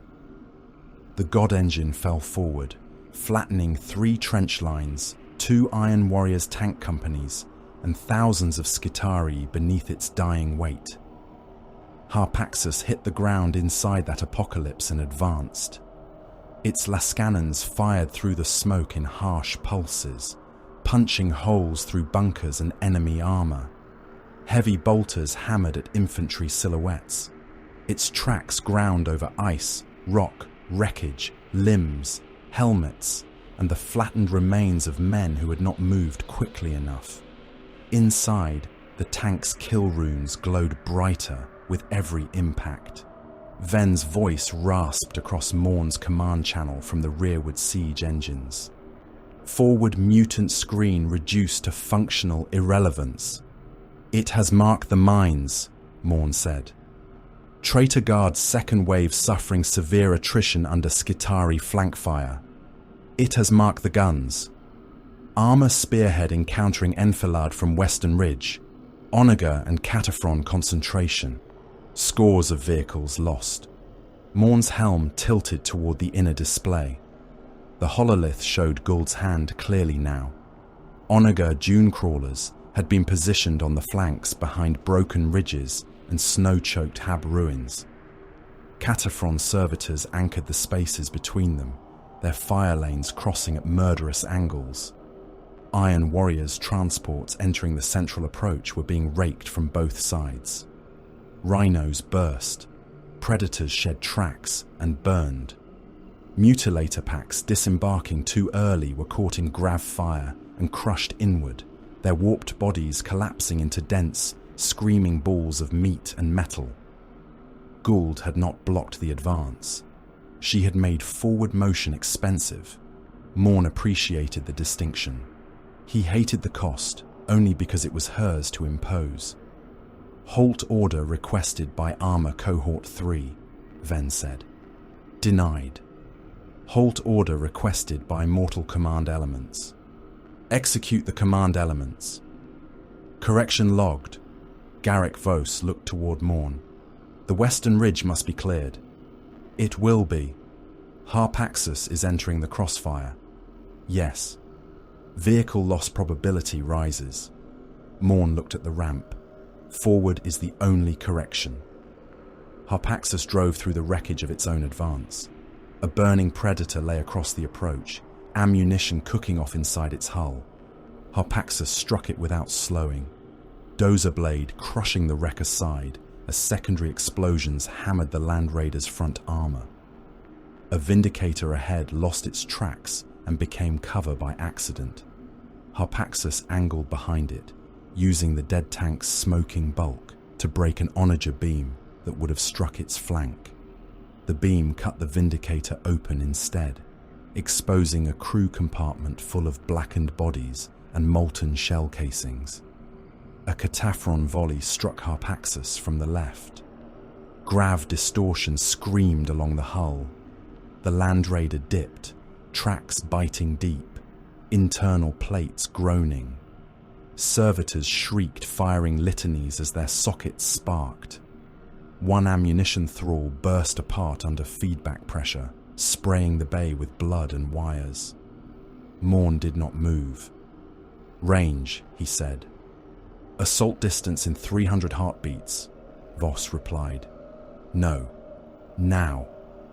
The adamant Eternals released their restraint clamps. The assault ramp dropped into hell. Skitarii fire filled the opening before it fully lowered. Phosphor rounds burst across the ramp in white chemical flame. Radium shots cracked and hissed. Plasma bolts screamed into the compartment and splashed against Terminator plate, leaving molten scars. Galvanic rounds punched through one adamant Eternal's helm lens and blew the back of his skull out in a spray of brain tissue and red mist that froze before it hit the floor. His body remained standing until Voss shoved it aside. "Disembark," Voss said. They went into the fire. The adamant Eternals descended the ramp like a wall deciding to move. Combi bolters roared from the hip. Chain fists revved. A Skitarii firing. Line poured fire into them, radium rounds stitching across their armor, phosphor clinging to them in burning patches. The Terminators did not run. They advanced. They fired. They killed. One Skitarius was struck by 3 mass-reactive shells and came apart from the inside, red robe erupting outward around brass ribs. Another kept firing after losing an arm, until a chain fist caught him across the waist and divided him into 2 twitching halves. A Cataphron servitor rolled into the breach and fired its plasma culverin into an Iron Warrior's chest, burning through armor and flesh. The wounded Terminator staggered, grabbed the servitor's weapon limb with both hands, and held it still long enough for Voss to drive his chain fist down through its cranial shrine. The blade chewed through metal, preserved brain matter, oil, and bone. The breach became a corridor of butchered machine men and shattered armor. Obliterators lumbered down behind the adamant Eternals, their bodies blooming weapons. Lascannons grew from their forearms. Heavy flamers opened like infected mouths. Flesh metal rippled across them as enemy fire struck and sank into diseased plates. They answered with a storm of plasma, melter, and bolter fire, turning the ridge approach into a furnace. Morne came last. He stepped from Harpaxus into ankle-deep gore and ice melt. The Iron Mantle took the battlefield into itself. Targeting runes crawled across his vision. Incoming fire became angles. Dead armor became cover. Enemy positions became stress points in a failing structure. A phosphor round burst against his helm and painted him in white flame. He walked through it. An onager dune crawler tried to withdraw from the ridge, its legs stabbing into the snow as its neutron laser swung toward him. Last argument came free. Morne struck the onager's forward leg assembly. The thunderhammer discharged with a crack that drowned the local vox. The leg folded inward, joints bursting, pistons shearing, metal snapping like bone.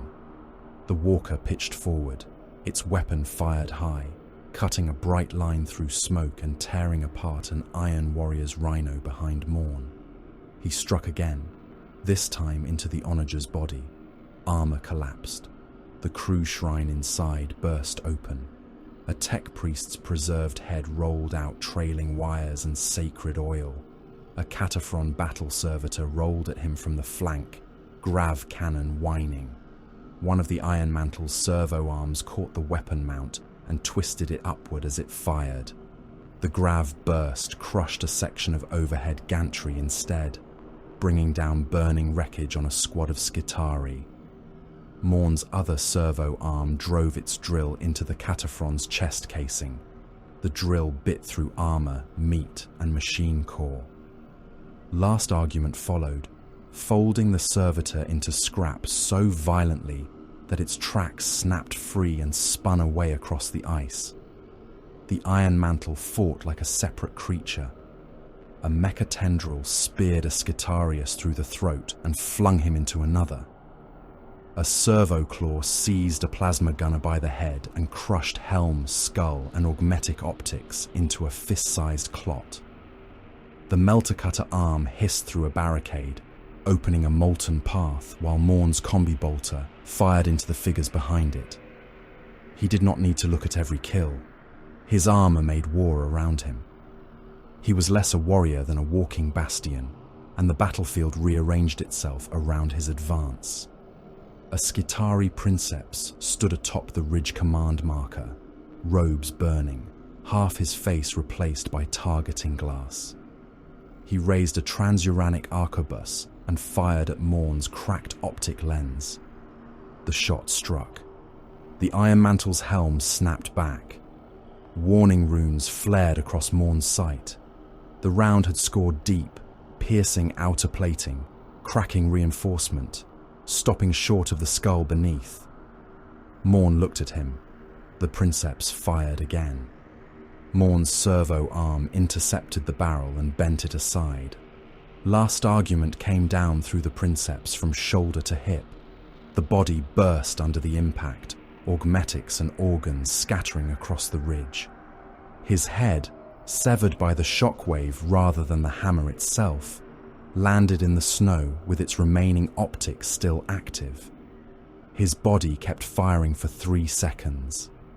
The ruined arquebus sparked in dead fingers, discharging twice into the ground before the nervous systems finally understood that command had ended.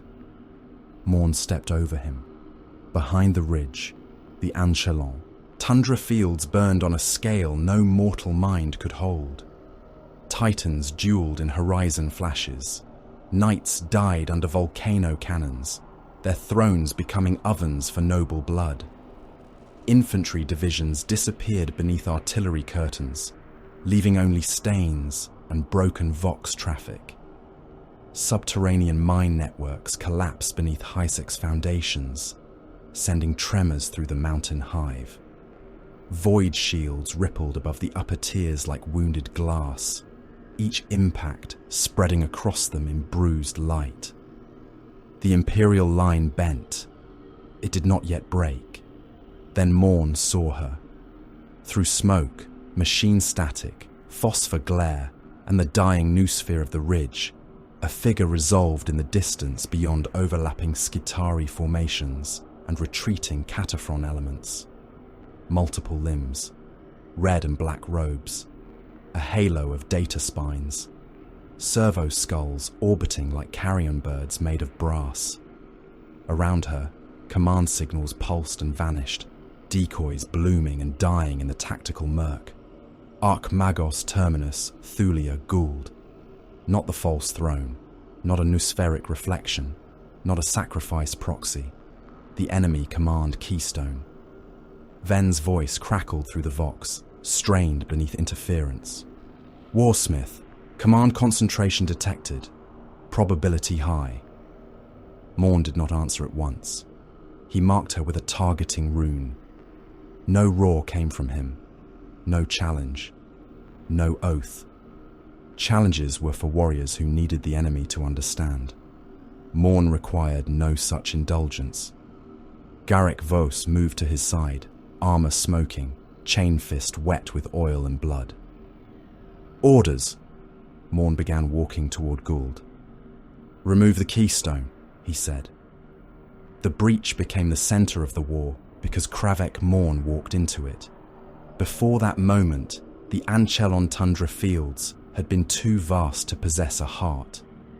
War spread across them in strata, slave waves dying in the minefields, traitor guard regiments burning under Skitarii fire, tank columns grinding through wreckage, demon engines ripping trenches apart, knights dueling beneath the legs of titans, and god machines trading suns across the horizon. The battlefield was too large for mortal understanding. It existed as noise, heat, pain, impact, and orders screamed into Vox channels already clogged with the dead. Then Harpaxus broke through the ridgeline, and the war narrowed. The Land Raider burned from 6 wounds, its left track assembly shrieking with every meter, its hull streaked with phosphor fire and rad scarring. Behind it came iron warriors in cataphractii plate, obliterators swollen with weapon flesh, mutilators dragging their warped blades through ice and gore, and the ragged remnants of armor cohorts that had refused to die quickly enough to be called useless. Before them lay a Mechanicus command curtain of Skitarii elite, Hastari ward cohorts, Kataphron battle servitors, and Onaga dune crawlers repositioning on fractured legs. Above them, Titans fought like gods trying to murder weather. A loyalist Reaver strode through smoke with its void shields flaring, its carapace launcher hurling missiles into a Legio Mortis engine, whose head burned with furnace light. The Mortis god machine answered with a volcano cannon blast that struck shield, broke shield, and tore through the Reaver's left shoulder. Armor plates larger than hab blocks spun away into the sky. Men died in command cathedrals and reactor shrines without ever seeing the enemy that killed them. A warhound of Legio Furians darted through the glare and was caught by a loyalist laser blaster, its torso punched open, its princeps screaming through manifold static as the engine fell into the tundra and crushed an entire Skitarii phalanx beneath its death. The ground shook, the sky burned, the breach narrowed. Archmagos Terminus Thulia Gould stood within it as though she had calculated the precise point at which the storm would need a mind. She was less a woman than a mobile altar of command logic, flesh preserved only where the Omnissiah's servants had not yet found a more reliable substitute. Her body rose upon a many-limbed chassis of blackened brass and red enamel. Servo arms unfolded around her like a crown of surgical instruments and weapon limbs. Mechadendrites streamed from beneath her robes, connecting and disconnecting from noospheric relay drones that orbited her in patterns too exact to be instinct. Her face was a pale oval caged in augmetic frames, one remaining organic eye hidden behind layers of targeting glass. The rest was lens, grill, cable, and sacred metal. Her voice came through the war as Binharic harmony first, then low Gothic scraped clean of feeling. Trait designation confirmed. Kravek Morne, Warsmith, Perturabo aligned. Strategic cruelty quotient severe. Tactical predictability moderate. Close assault threat extreme. Morne advanced through Skitarii fire. Rounds sparked from the iron mantle. One radium shot punched into a damaged plate seam and set warning runes crawling across his visor. He ignored them. Archmagos Gould, he said. You moved early. Correct. You preserved your supply arteries. Correct. You exposed yourself. Incorrect. Her servo limbs snapped outward. The noosphere around her became a weapon. Skitarii cohorts shifted as one organism. Hastari bodyguards locked shields and advanced into the breach, their weapons raised, their red robes snapping in the ash wind. Kataphron servitors rolled into supporting angles. Onagers braced, their legs digging into the churned ice. Targeting hymns flooded the local vox in machine code shrieks. The Iron Warriors line shuddered under a sudden storm of disciplined fire. Garrick Vos led the Adamant Eternals straight into it. Combi bolters roared. Chain fists screamed. Terminator plate rang beneath phosphor, plasma, galvanic bursts, and radfire. A Hastari shield line met them with shock mauls and arc weapons, and the collision was like two fortress gates being driven together. An Adamant Eternal drove his chain fist through a shield, through the Skitarius behind it, and into the warrior behind him. Another took an arc blast to the chest that locked his armor rigid and cooked the flesh inside, yet his finger remained clenched on the trigger until his combi bolter ran dry. Obliterators opened fire over their shoulders. Weapons grew from diseased flesh in answer to need. Lascannons, plasma mouths, rotary cannons, melter throats. The breach became a furnace corridor. Skitarii died in ranks and kept advancing because Gould told them the angle was still necessary. Morne did not order a challenge. He applied himself to the problem. He struck the Hastari line like a collapsing bastion. Last argument rose and fell, and each impact erased structure. A shield buckled inward, breaking the warrior behind it into red paste and brass fragments. A servo arm punched through another defender's chest, lifted him, and threw him aside while the mechatendrils killed 2 more without Morne turning his helm. He shoulder-charged through a gap, the iron mantle's mass crushing a Skitarius beneath one boot, and drove toward Gould with the steady inevitability of a siege drill. Gould's conversion field flared as his combi bolter fired. The shells detonated against a skin of light, bursting into sparks and fragments that cut through the air around her.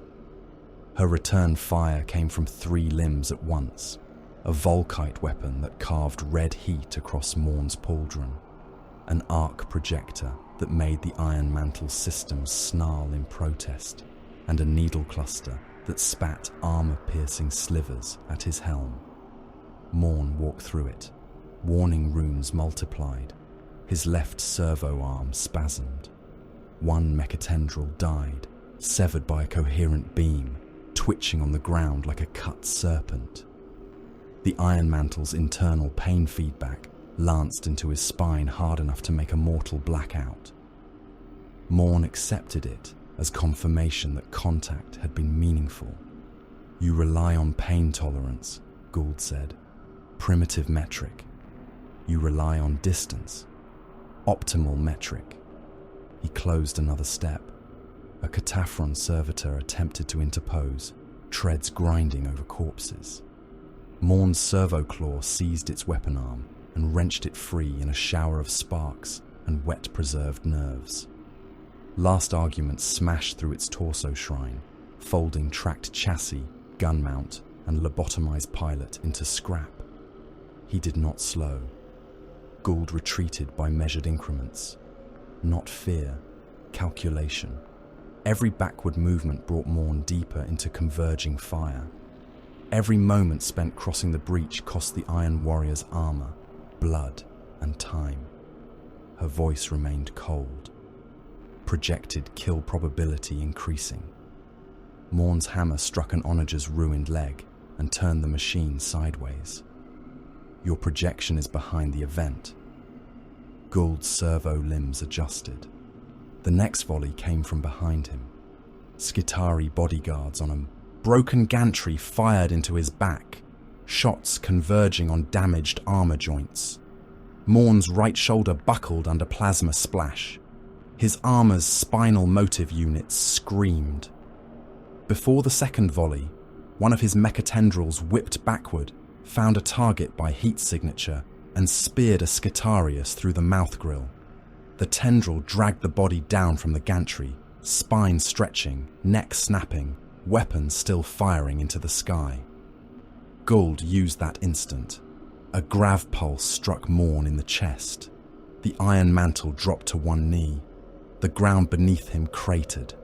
Ice, blood, shell casings, and broken machine limbs compressed under sudden artificial weight. The pressure tried to force him flat. It tried to make him part of the battlefield. The Archmagos advanced now, not retreating, her limbs unfolding with surgical purpose. Mass advantage neutralized. Morne's helm rose. No. He stood, not quickly, not elegantly. The Iron Mantle rose through the gravitic pressure inch by inch, servos howling, armor joints grinding, his fused nerves burning beneath the load. One knee came up, then one boot, then the other. The ground cracked around him as he forced himself upright. "Mass," he said, "is the argument." He lunged. Gould's conversion field flared again as last argument swept toward her. The field caught the hammer's power discharge and turned it aside in a burst of white light. But the force still drove her back. 2 of her limbs snapped under recoil. A relay skull exploded beside her head. Her noospheric hymn stuttered for less than a heartbeat. Morne heard it. He drove forward. Gould's bodyguards closed around him. One struck with an arc maul that overloaded his left gauntlet. Another fired a phosphor blast into his helm at point-blank range. A third leapt onto the Iron Mantle's back, driving a taser goad between armor plates and screaming machine prayers through a vox grill. Morne reached out and took one of them alive. His servo claw closed around a Skitarii bodyguard's torso and lifted him between himself and Gould. The bodyguard's weapon limbs twitched, still trying to fire. His optics flashed in silent command communion. Morne held him like a shield of red robes, brass and meat.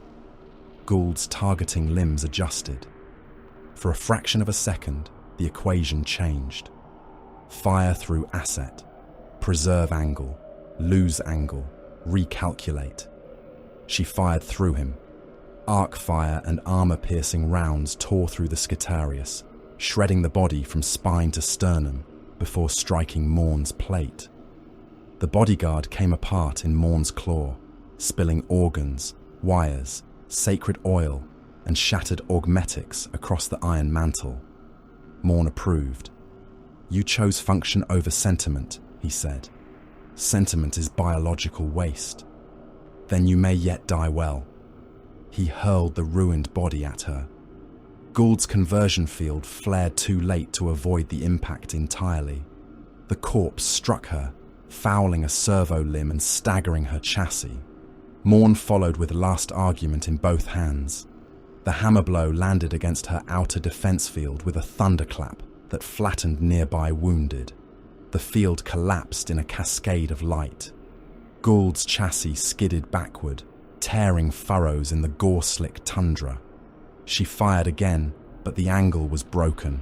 Morne smashed aside a weapon limb with his forearm, took a Volkite beam across the chest, and struck her again. This time, last argument hit metal. The hammer crushed 3 of her support limbs and drove her down onto the ice. Her chassis buckled. Sacred machinery screamed. Her noospheric signal fractured into static and emergency binharic. Servo skulls dropped from the air around her, dead or spinning madly. Morne stepped close, the Iron Mantle casting its shadow over her broken form. Gould looked up at him through cracked lenses. "Result unacceptable," she said. "Result final." He raised last argument. The sky behind him opened with gunship fire. Thunderhawks came in low through smoke and falling ash, black armor disgorging from their assault ramps before the landing struts touched ground. Iron Hands veterans struck the breach with the precision of a blade placed between ribs. They came in disciplined kill teams, bolters firing, melter guns burning, augmetic limbs carrying them over wreckage with machine steadiness. At their center strode Iron Father Karnok Var, massive in black plate, his servo harness bristling with tools that were also weapons, his face hidden behind a helm of cold iron wrath. The first melter blast struck Garrick Voss in the chest and hurled him backward, armor smoking, chainfist carving a trench as he fell. Iron Hands veterans slammed into the adamant Eternals with brutal force. Black plate met iron plate, bolters fired into joints, chain fists met power fists, servo arms stabbed, crushed, and tore. Morne's killing blow came down, but not on Gould. Var met it with a thunderhammer of his own. The impact cracked the ground beneath them. Shockwave pressure blasted ash outward in a ring. Gould's broken chassis was dragged back by 2 Iron Hands and a Mechanicus extraction servitor, while an Archaeopter descended behind the smoke screen, its engines screaming, its hull pitted by stray fire. Morne pressed his hammer against Var's. The Iron Father's voice emerged as cold machine contempt. "Failed machine," Var said. "Treacherous flesh wearing iron and calling itself improved." Morne leaned into the lock. Servo arms rose behind him, striking at Var's harness. The Iron Father's own servo limbs intercepted, metal claws shrieking together. "You are mourning rituals with bolters," Morne said. "All that iron, and still you grieve." Var drove a knee into Morne's damaged armor joint. "We remember. You calcify. We endure. You replace yourselves piece by piece and call the absent strength." Var's hammer slipped free and smashed into Morne's shoulder. The Iron Mantle's pauldron split, armor fragments spinning away. Morne answered with a servo arm blow that punched into Var's chest plate and tore away the Clan Averni icon in a spray of sparks. Around them, no clean battle remained. It was slaughter at transhuman scale. An Iron Hands veteran drove a power fist through an adamant Eternal's abdomen and ripped upward until the traitor's torso opened. The dying Iron Warrior clamped both arms around him and detonated a belt of crack charges, killing them both in a burst of fire and ceramite splinters.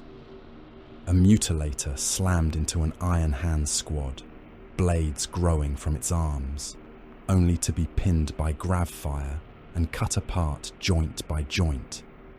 Obliterators fired into Thunderhawk landing zones, while Skitarii extraction teams dragged Gould's damaged chassis through smoke toward the Archaeopter. The wounded Archmagos continued issuing orders even as sparks poured from her ruined limbs. The Iron Warriors were exhausted from the advance. The Iron Hands could not hold the breach forever. Both truths made victory impossible. Morne and Var broke apart, then came together again. Hammer met hammer. Servo arms struck and counterstruck. Var fought like a machine that had decided hatred was efficient. Morne fought like a fortress falling forward. Every blow between them carried enough force to pulp mortal bodies by proximity. A wounded Skitarius crawling too near was crushed beneath Var's backward step. An Iron Warrior's thrall trying to bring ammunition to the line was bisected when Morne's backswing missed Var and found him instead. The Archaeopter lifted with Gould aboard. Morne saw it through smoke and static. He marked it, but the fire lanes were blocked. Iron Hands bodies, burning tanks, Skitarii wreckage, and collapsing terrain shielded its ascent. Harpaxus fired one Lascanon burst from the ridge, striking the aircraft's flank and tearing away armor, but not enough. The Archaeopter vanished into ash behind Loyalist smoke. Gould had been removed from the equation, not destroyed. Morne felt no rage. Rage wasted oxygen and precision. He recorded the failure and assigned it a future correction. Then the horizon turned white. For one impossible moment, every shadow on the battlefield vanished. The dying Reaver Titan, wounded earlier by Legio Mortis fire and staggering through the edge of the breach, lost containment in its plasma reactor. Its princeps had held the engine upright past every sane limit, firing until the machine's godheart could no longer be persuaded to remain caged. The reactor went critical inside the Titan's chest. The blast began as light, then came heat, then came the world breaking open. The Titan became a sun on the tundra. Its armor vaporized outward. Its cathedral torso burst in a sphere of plasma fire. Loyalist and traitor alike vanished in the expanding brilliance. Knights were thrown from their feet. Tanks flipped like toys. Infantry became shadows burned into ice that ceased to be ice. Skitarii cohorts disappeared without sound. Mutilators and cataphrons alike were rendered into molten streaks. The shockwave rolled toward the breach with the speed of judgment. Morne opened the command vox. Withdraw. The order came too late for thousands. It came in time for Harpaxus. The Land Raider reversed through wreckage as the blast front hit. Its rear armor glowed. Its tracks screamed. A wall of white fire swallowed the ridge behind it, taking iron warriors, iron hands, Skitari, traitor guard, servitors, wounded, dead, and dying together into the crater's birth. One of the adamant Eternals reached the assault ramp with both legs burning and one arm gone. Vos dragged him inside by the gorget as Harpaxus lurched backward, its engine howling against the shockwave. Morne entered last. The ramp closed on fire. Inside, the assault bay was filled with smoke, blood, damaged armor, and the groans of tortured machinery. Harpaxus shook as debris hammered its hull. One ammunition servitor tore free from its socket and burst against the wall. Warning runes bled across every surface. The Land Raider climbed through collapsing ground and dead metal, barely ahead of the crater's edge as the Titan's death consumed the breach. Morne stood amid the wreckage inside the tank, armor blackened, shoulder cracked, one servo arm hanging useless, last argument still in his hand. Vos rose slowly beside him. Gould escaped. For now. Var lives. For now. The breach is gone. Morne looked toward the inner display. The Ansalon tundra fields had changed shape. Where armies had fought, a growing crater burned with white fire. Nearly all forces at the breach were dead or dying. The advance had been stopped not by courage, not by doctrine, not by walls, but by a god machine's catastrophic death. Morne watched the crater expand. Then he looked beyond it, to the distant silhouette of Hysek Hive still burning beneath its wounded shields. "We will take the mountain," he said. "We will take it by inches if the world denies us meters. We will take it with shells, drills, corpses, and time. Hysek will fall." Harpaxus crawled from the fire, wounded but moving, while behind it, the breach became a furnace grave for armies. Harpaxus lived beneath glass. The Land Raider had crawled less than 1,000 meters from the Titan's death before the Ansalon tundra fields folded over it. The plasma storm had turned ice, ash, bone, armor, and rock into a molten skin, and that skin had cooled around the tank in jagged layers of irradiated black glass. Wreckage lay half-fused into its hull. A Skitari crawler had been driven through the right sponson by the blast and melted there, its legs raised like the carcass of some metal insect. A dead Iron Warrior's rhino rested across the rear deck, welded into place by heat so intense that its crew remained visible only as shadows burned into the inside of the hatches. Inside Harpaxus, red emergency lumens flickered through smoke. The assault bay was a crypt of torn iron and ruined flesh. One ammunition servitor still hung in its socket, though its head was gone and its loading arms twitched at intervals, trying to feed shells into weapons that no longer answered. Another had burst across the wall, leaving a fan of bone, wire, and brain matter under the kill runes. Terminators of the adamant Eternals stood or knelt in the gloom, their armor blackened, cracked, and weeping fluids. One had died locked upright in his restraint clamp, his helm fused to his gorget, his hands still curled around a combi bolter with no ammunition remaining. Another muttered through a broken Vox grill, repeating range data from a battle that no longer existed. Kravek Morne stood in the center of the compartment. He had not fallen.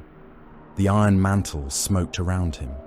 Its left shoulder plate was split open down to the secondary reinforcement. One servo arm hung behind him in a loose droop, its claw spasming without command. Two mechatendrils dragged along the deck, their tips sparking and twitching like dying serpents.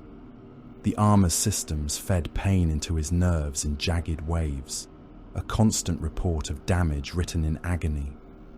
His helm's cracked optic lens showed the world in fractured red and black, with half the tactical runes bleeding into one another. Morne gave them something worse, Every decision, he said, every movement, every fired shell, every delayed order, every enemy response. Reconstruct the failed breakthrough from first mine detonation to reactor collapse. Warsmith Salcor Gant, summoned from the tunnel front by Vox projection, leaned forward in the hololith. The Titan's reactor event could not be predicted with certainty. Certainty is for corpse priests and fools, Morne said. I asked for reconstruction, not absolution. A traitor guard general with one arm in a sling tried to bow. Lord, the armor losses were unavoidable under Mechanicus Enfilade. We pressed as ordered. Morne looked at him. Your survival is not evidence. The general stopped speaking. For 16 hours, they rebuilt the battle in light and blood. The first mutant waves, the minefield openings, the Skitarii firing angles, the traitor guard collapse zones, the armor lane clogging near the western ridge, Gould's Onager and Cataphren placements, the Adamant Eternal's disembarkation, Morne's advance, Gould's controlled withdrawal, the Iron Hand's intervention, the extraction window, the failing Reaver's reactor heat curve, the shockwave. Every death became a mark. Every mark became a line. Every line became a structure. Morne watched the failure become understandable. That was the danger in him. Not that he could lose men without grief. Many warlords could do that. Not that he could endure wounds without fear. Many Astartes could do that. The danger was that he learned without the narcotic of excuse.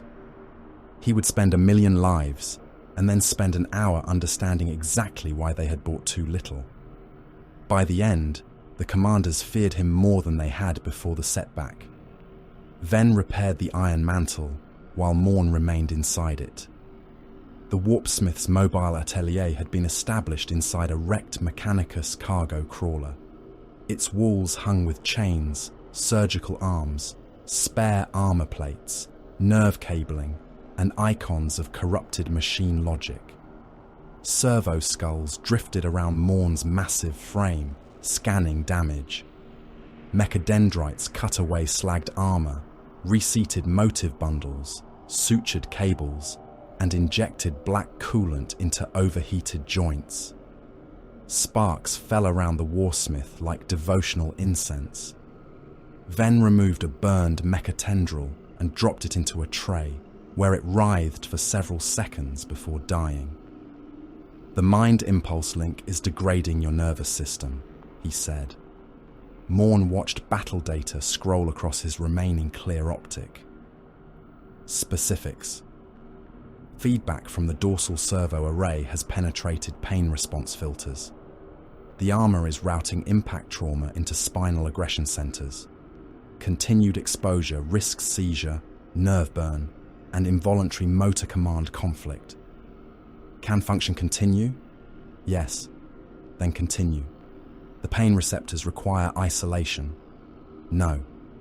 Ven's tools paused. Morne turned his helm toward the Warpsmith. Reroute them. To where? Aggression stimulants. That will increase combat drive under damage. Correct. It will also increase neural deterioration. Then I will advance before deterioration becomes obstruction. Ven's optics clicked in sequence. You are improving yourself toward a siege engine again. Morne's servo arm twitched as new cabling fused into place. You have already made that observation. And you have already accepted it. Yes. Ven bowed his metal head and began the rerouting. 3 officers died before the repair rite ended, not for losing men. Loss of men was expected. Men were a munition with teeth and fear. Armor could be replaced if foundries survived. Demon engines could be rebound if sufficient sacrifice remained. Even Terminator losses, though irritating, belonged to the ledger of war. False data was different. False data was poison in the artillery table. False data was a cracked foundation hidden beneath a wall. False data killed not by chance, but by making the next decision impure. The first officer had misreported ammunition expenditure from a Medusa battery, claiming 300 seed shells spent when 412 had been fired. He tried to explain that the discrepancy came from detonations during the reactor event. Morne had the shells counted by casing fragments and slave loader tallies. The second had concealed the loss of fuel reserves in a captured Prometheum train, hoping to avoid censure until new supply arrived. The third, a mortal artillery colonel, had inflated enemy casualties to disguise his battery's poor correction rate. Morne summoned them before the command table. The first was an Iron Warrior's lieutenant. Morne broke his neck with a servo claw and ordered his armor stripped for parts. The second was a Dark Mechanicum quartermaster. Venn requested the right to process him. Morne granted it. The quartermaster was still screaming when his augmetics were pulled out through his back. The third was mortal. Morne gave him longer to understand. "You lost no worth by spending shells," Morne said. The colonel shook so hard his medals clicked against his breastplate. "Lord, I sought only to maintain confidence in the battery's effectiveness." "You lied to the guns." The colonel blinked, uncomprehending and doomed. Morne lifted him by the throat with one servo arm. "Men may die, engines may burn, walls may crack. Numbers do not get to betray me." The servo claw closed. The colonel's head came free with a wet snap and a spray of blood down his uniform. Morne dropped the body beside the command table and turned back to the hololith. No one else adjusted a report. Updates from the wider campaign arrived in fragments. Tauros Tertium still bled. The Tower of Detestation remained under reduction. Drek's guns had collapsed 2 outer bastions, but failed to break the inner curtain. Imperial fists still reinforced the defense. Black Templars continued their night assaults despite unsustainable losses. Mordian formations had withdrawn in ordered squares from several trench belts and reformed behind secondary lines. The siege remained productive but unresolved. Cadia continued its conversion. Deckard's reports were more satisfactory. Noctilith arrays had risen in 3 quarry sectors. Black Legion remnants had been exterminated from the Oubliettes' outer wastes or driven into pre-sighted kill zones. Imperial broadcasts had ceased in most monitored regions. Fortress anchors were being built from Cadian rubble, inverted shrinestone, compacted dead and captured armor. The corpse world was becoming useful. Agrippina remained not yet isolated. That mattered most. Gould's counterattack had preserved enough supply flow to delay complete encirclement. Karnok Var's iron hands had damaged artillery trains and forced the 17th Grand Company to reassign escorts to supply lines. The 9 Sisters still burned, but they had not all fallen. Hisek Hive still anchored the Ancelon approaches, like a fist closed around the road. Morne stood before the projection of Hisek for a long time after the reports ended. A lesser commander would have tried to repeat the grand blow with greater force. A berserker would have called for another charge. A vain warlord would have needed to prove the first failure accidental by hurling more honor into the wound. Morne did none of these things. He studied Gould's counterattack. He studied Var's strike pattern. He studied the crater where the Titan died.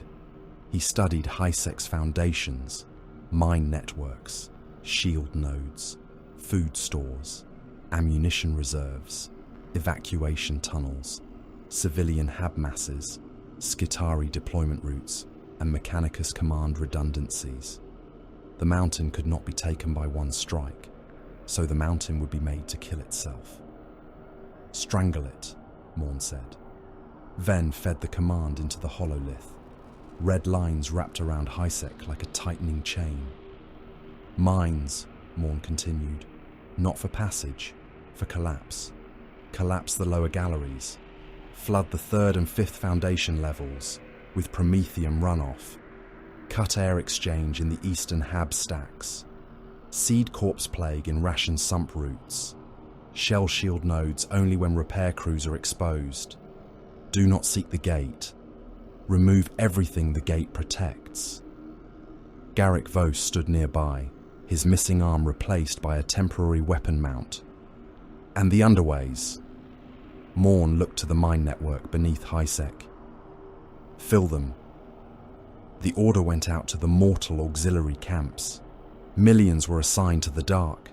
They came from harvested hive populations, captured convoy crews, failed cult mobs, penal regiments, mutants, prisoners from Olydros, and traitor guard formations deemed too depleted for line assault.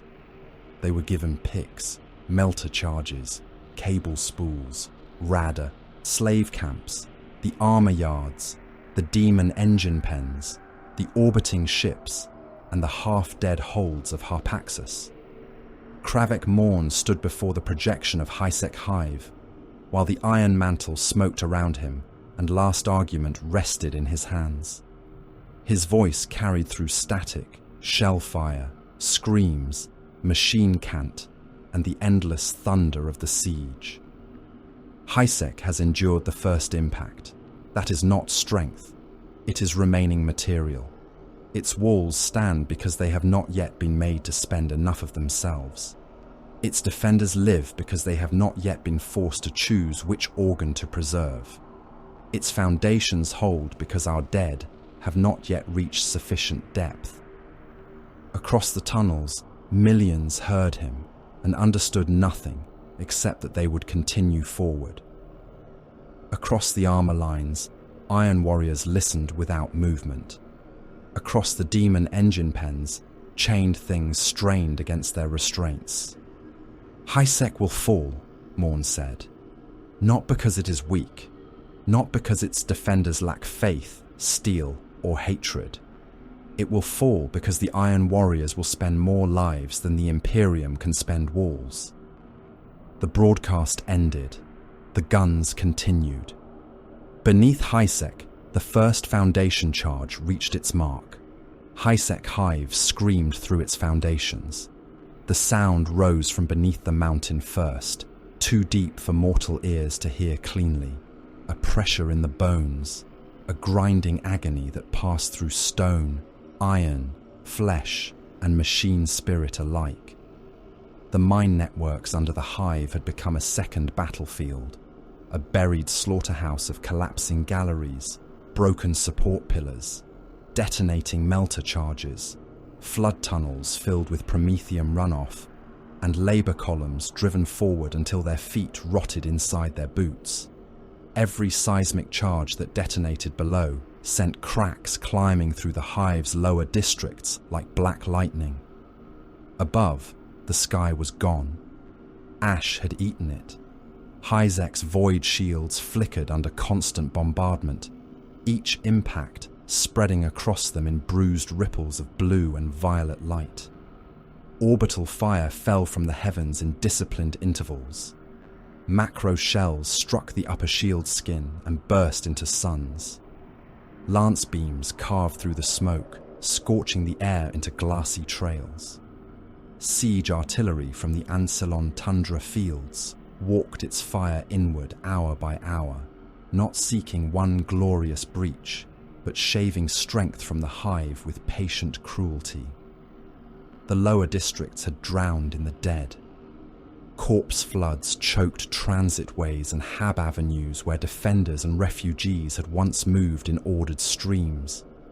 Promethium runoff spilled from ruptured fuel arteries and mixed with blood, coolant, sump filth, and the rendered remains of men ground beneath collapsing ferrocrete. Bodies floated in the red-black flood with helmets still sealed, mouths open behind cracked visors, hands locked around weapons that had run dry days before. Servitors continued pushing ammunition carts through waist-deep gore until their tracks jammed with limbs and their motive systems burned out. The hive still fought. That was its final usefulness. Morne did not repeat the failed frontal assault. The first impact had taught him the cost of striking Hisek, as though it were merely a gate. The mountain hive was not a door to be battered down. It was an organism of walls, conduits, command anchors, shield nodes, ammunition hearts, oxygen lungs, machine nerves, and morale hardened by the presence of Mechanicus discipline and Iron Hand's hatred. A door could be smashed. An organism had to be strangled, poisoned, starved, blinded, and opened at the throat. So he did all of it. False retreat signals went out along captured Vox channels, spoken in the voices of dead officers whose throats had been preserved long enough for Dark Mechanicum throat engines to mimic them. Some Imperial units ignored the signals. Some authenticated too slowly. Some moved 300 meters from prepared positions and were caught by artillery creep that had been waiting for exactly that hesitation. Morne did not require deception to succeed everywhere. He required it to make command less certain than death. Demon engines fainted against the southern Manufactorum gates, howling beneath curtains of smoke, drawing Skitarii and night fire into kill corridors already ranged by siege guns. When the defenders committed, the engines withdrew or died, and the guns behind them opened. Forge fiends burned. Mauler fiends were cored by thermal lances. Defilers collapsed into heaps of claw and brass. Their loss brought firing solutions. Subterranean demolition did what courage could not. Millions had gone into the mines beneath Hisek. Fewer came out, and most of those did so as smoke, screams, or fragments riding the blast wind from collapsed shafts. Their deaths carried charges into the foundations. Their bodies clogged counter-tunnels. Their collars marked routes for Iron Warriors' breaches. When a Mechanicus kill servitor nest cut down an entire labor column, the next column was driven over the first until the guns overheated and the third column reached the charge point. The Iron Warriors did not clear the mines. They filled them with enough dying flesh to alter the battle geometry. Terminator decapitation strikes fell upon command anchors like hammers dropped through floors. The adamant Eternals teleported into relay chapels, shield cogitator vaults, Vox shrines, and emergency command stations. Some arrived intact. Some arrived screaming, their armor fused with pipework or shrine walls. One materialized around a Skitarii officer and killed both of them in the same wet burst of displaced matter. The survivors butchered their targets with industrial precision. Chain fists opened cogitator stacks. Combi bolters pulped adepts at their stations. Servo arms tore relay spines from walls, and Iron Warriors' boots crushed the skulls of priests still chanting reboot litanies through blood-filled mouths. The defenders bought time, nothing more. Skitarii continued firing as their bodies failed. Vanguard cohorts stood in rad-saturated corridors until their flesh sloughed beneath their robes, galvanic rifles still rising and falling in perfect order. Rangers with cracked optics shot from collapsed galleries, their bodies stiffening as life left them, weapon limbs locked in firing posture by final command impulses. Cataphron servitors rolled through corpse sludge until their treads snapped, then continued firing from the ruin of their own chassis. Guard units held barricades made from their own dead. Cadian remnants, Mordian detachments, local defense troopers, artillery crews without artillery, tankers without tanks, and Manufactorum levy men pressed shoulder to shoulder behind walls of corpses, plasteel, ammunition crates, and broken shrine statuary. Commissars shot those who fled until the commissars were shot by Iron Warrior snipers or torn apart by shrapnel. Priests shouted that the Emperor watched. Men answered with lasfire because faith alone did not stop Ceramite. Iron Hand's strike teams still hunted through the supply spines. They came like black knives through smoke and ruins, cutting ammunition lines, killing overseers, severing fuel routes, disabling crawler engines, and vanishing before full retaliation could close. Their efficiency offended Morne because it remained useful. More than once, his guns fell silent, not because they lacked shells, but because Karnok Var's sons had turned the route between shell and barrel into wreckage. Courage remained. Salvation did not. Harpaxus advanced at the hour Morne selected. The Land Raider had been repaired only enough to move, fire, and hate. Its left flank bore fresh plates bolted over glass-burned scars. Its engine coughed black smoke through vents shaped like iron jaws. Its machine spirit had been lashed into obedience with scrap code, blood sacrifice, and direct command from the Iron Mantle's war spirits. It growled as it rolled through the ruin-choked causeway toward the eastern lower breach, smashing aside wrecked chimeras, dead Skitari walkers, collapsed hab arches, and the frozen bodies of men killed by decompression when Hysek's lower pressure locks failed. Morne stood within the assault bay, surrounded by the adamant Eternals. He did not lead the breach for glory. Glory was an imperial disease and a Black Legion indulgence. He led it because a commander must sometimes become the heaviest tool applied to the weakest point. The ramp fell. Hysek opened before him in fire, darkness, and vertical war. The lower breach was not a gate anymore. It was a wound through 10 layers of broken city. Manufactorum elevators hung snapped in their shafts, chains swaying over abysses filled with smoke and bodies. Shrine reactors burned behind cracked reliquary walls, their sacred housings split open, their radiation warnings drowned beneath hymns still playing from damaged speakers. Collapsed transit spines angled upward and downward through the hive like the ribs of a gutted beast. Maglev tunnels had become artillery corridors. Furnace chapels glowed red through drifting ash, their altars buried beneath ammunition crates and the dead. Data crypts flashed with dying logic as cogitator banks burned in their racks.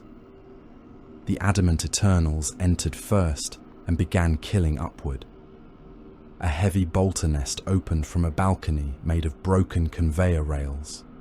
Garrick Voss took the fire on his shielded pauldron, crossed the open space, and fired his combi bolter into the gunners until the balcony became a rain of meat and metal. A Skitari line formed behind a collapsed tram carriage. Radium carbines and plasma calivers firing through murder slots. 2 Terminators died crossing the kill lane.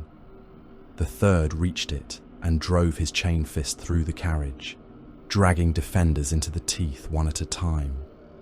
Morne moved through the breach behind them.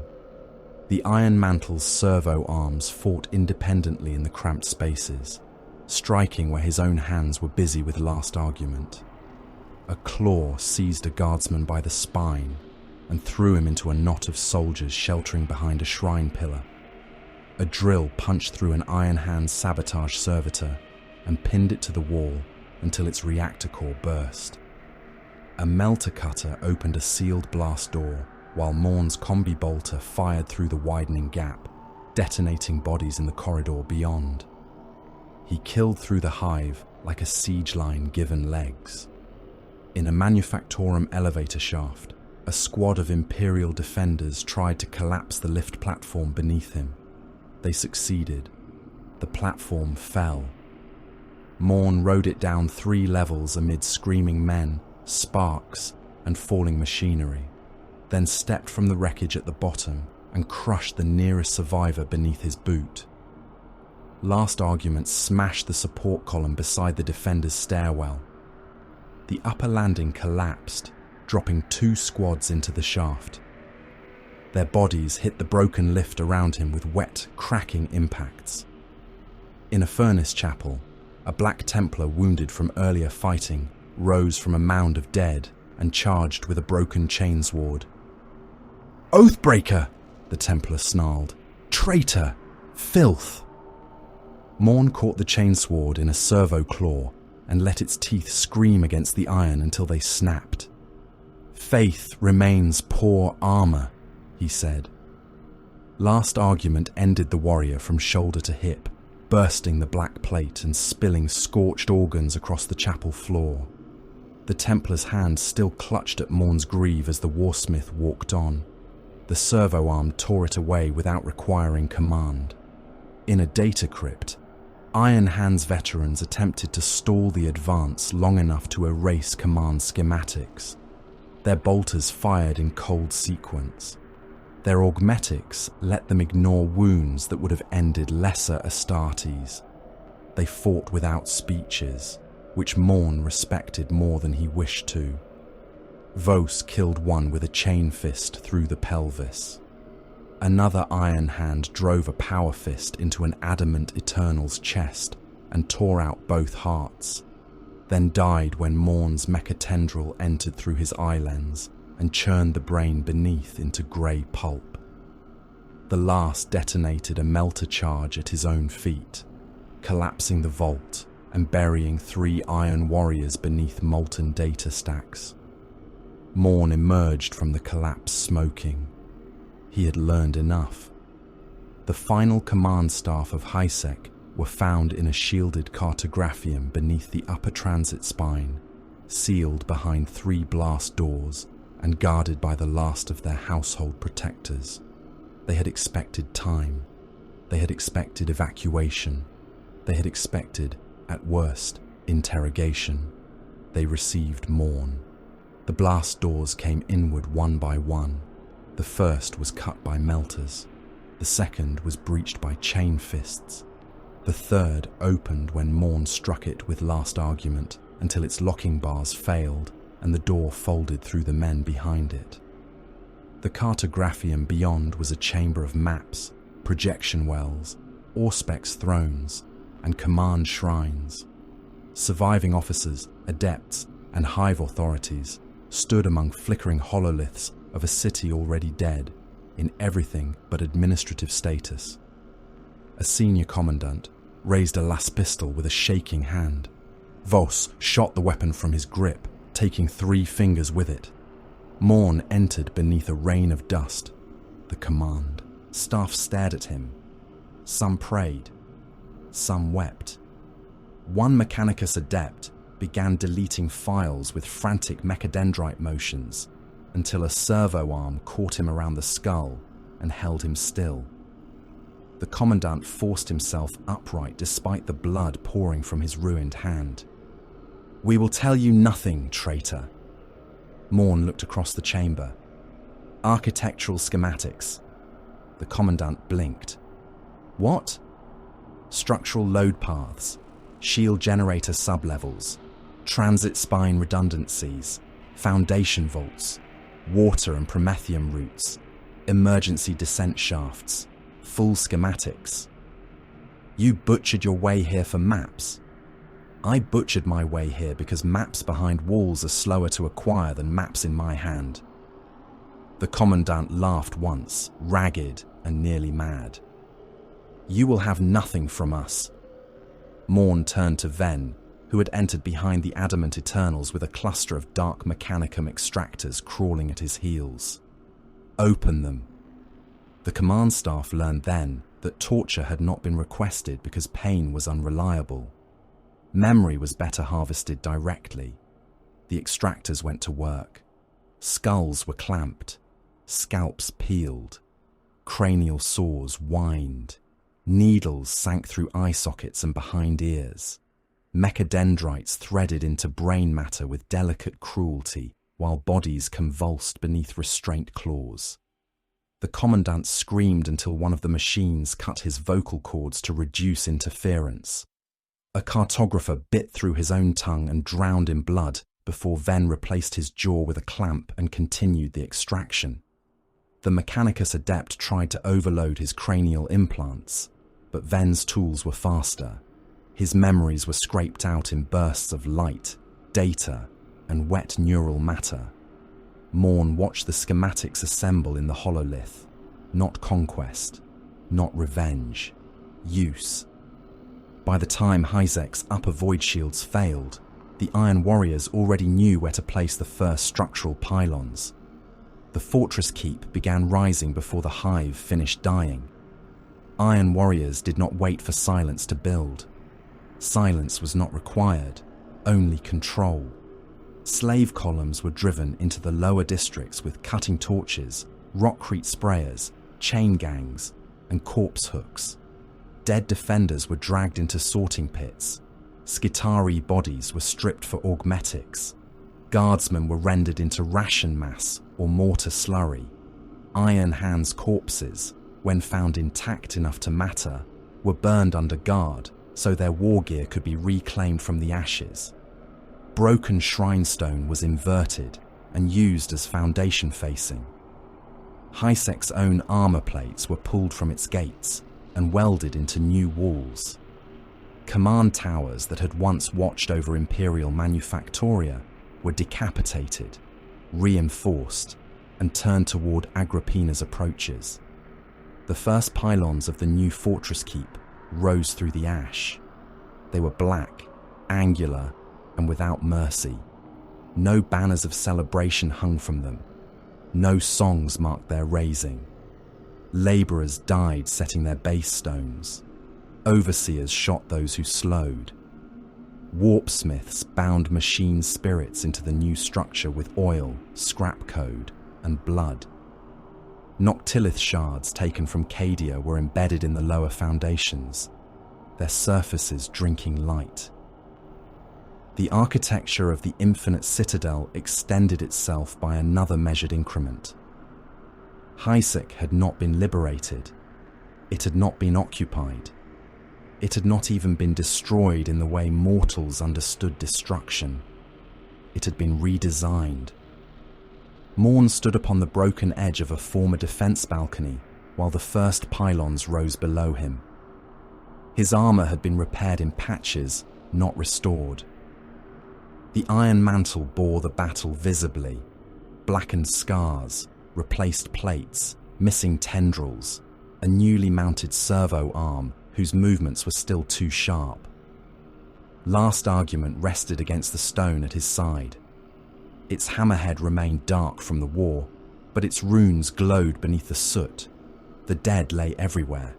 Enemies, slaves, legionaries, mutants, Skitari, guardsmen, Iron Hands, Black Templars, men who had believed, men who had obeyed, men who had screamed, men who had died without understanding the shape they had helped build. Morne looked upon them and felt no triumph. Triumph implied the war had paused to be admired. A transmission arrived as the third pylon locked into place. The air around Morne tightened. His armor systems stilled. Ven, standing several paces behind, lowered.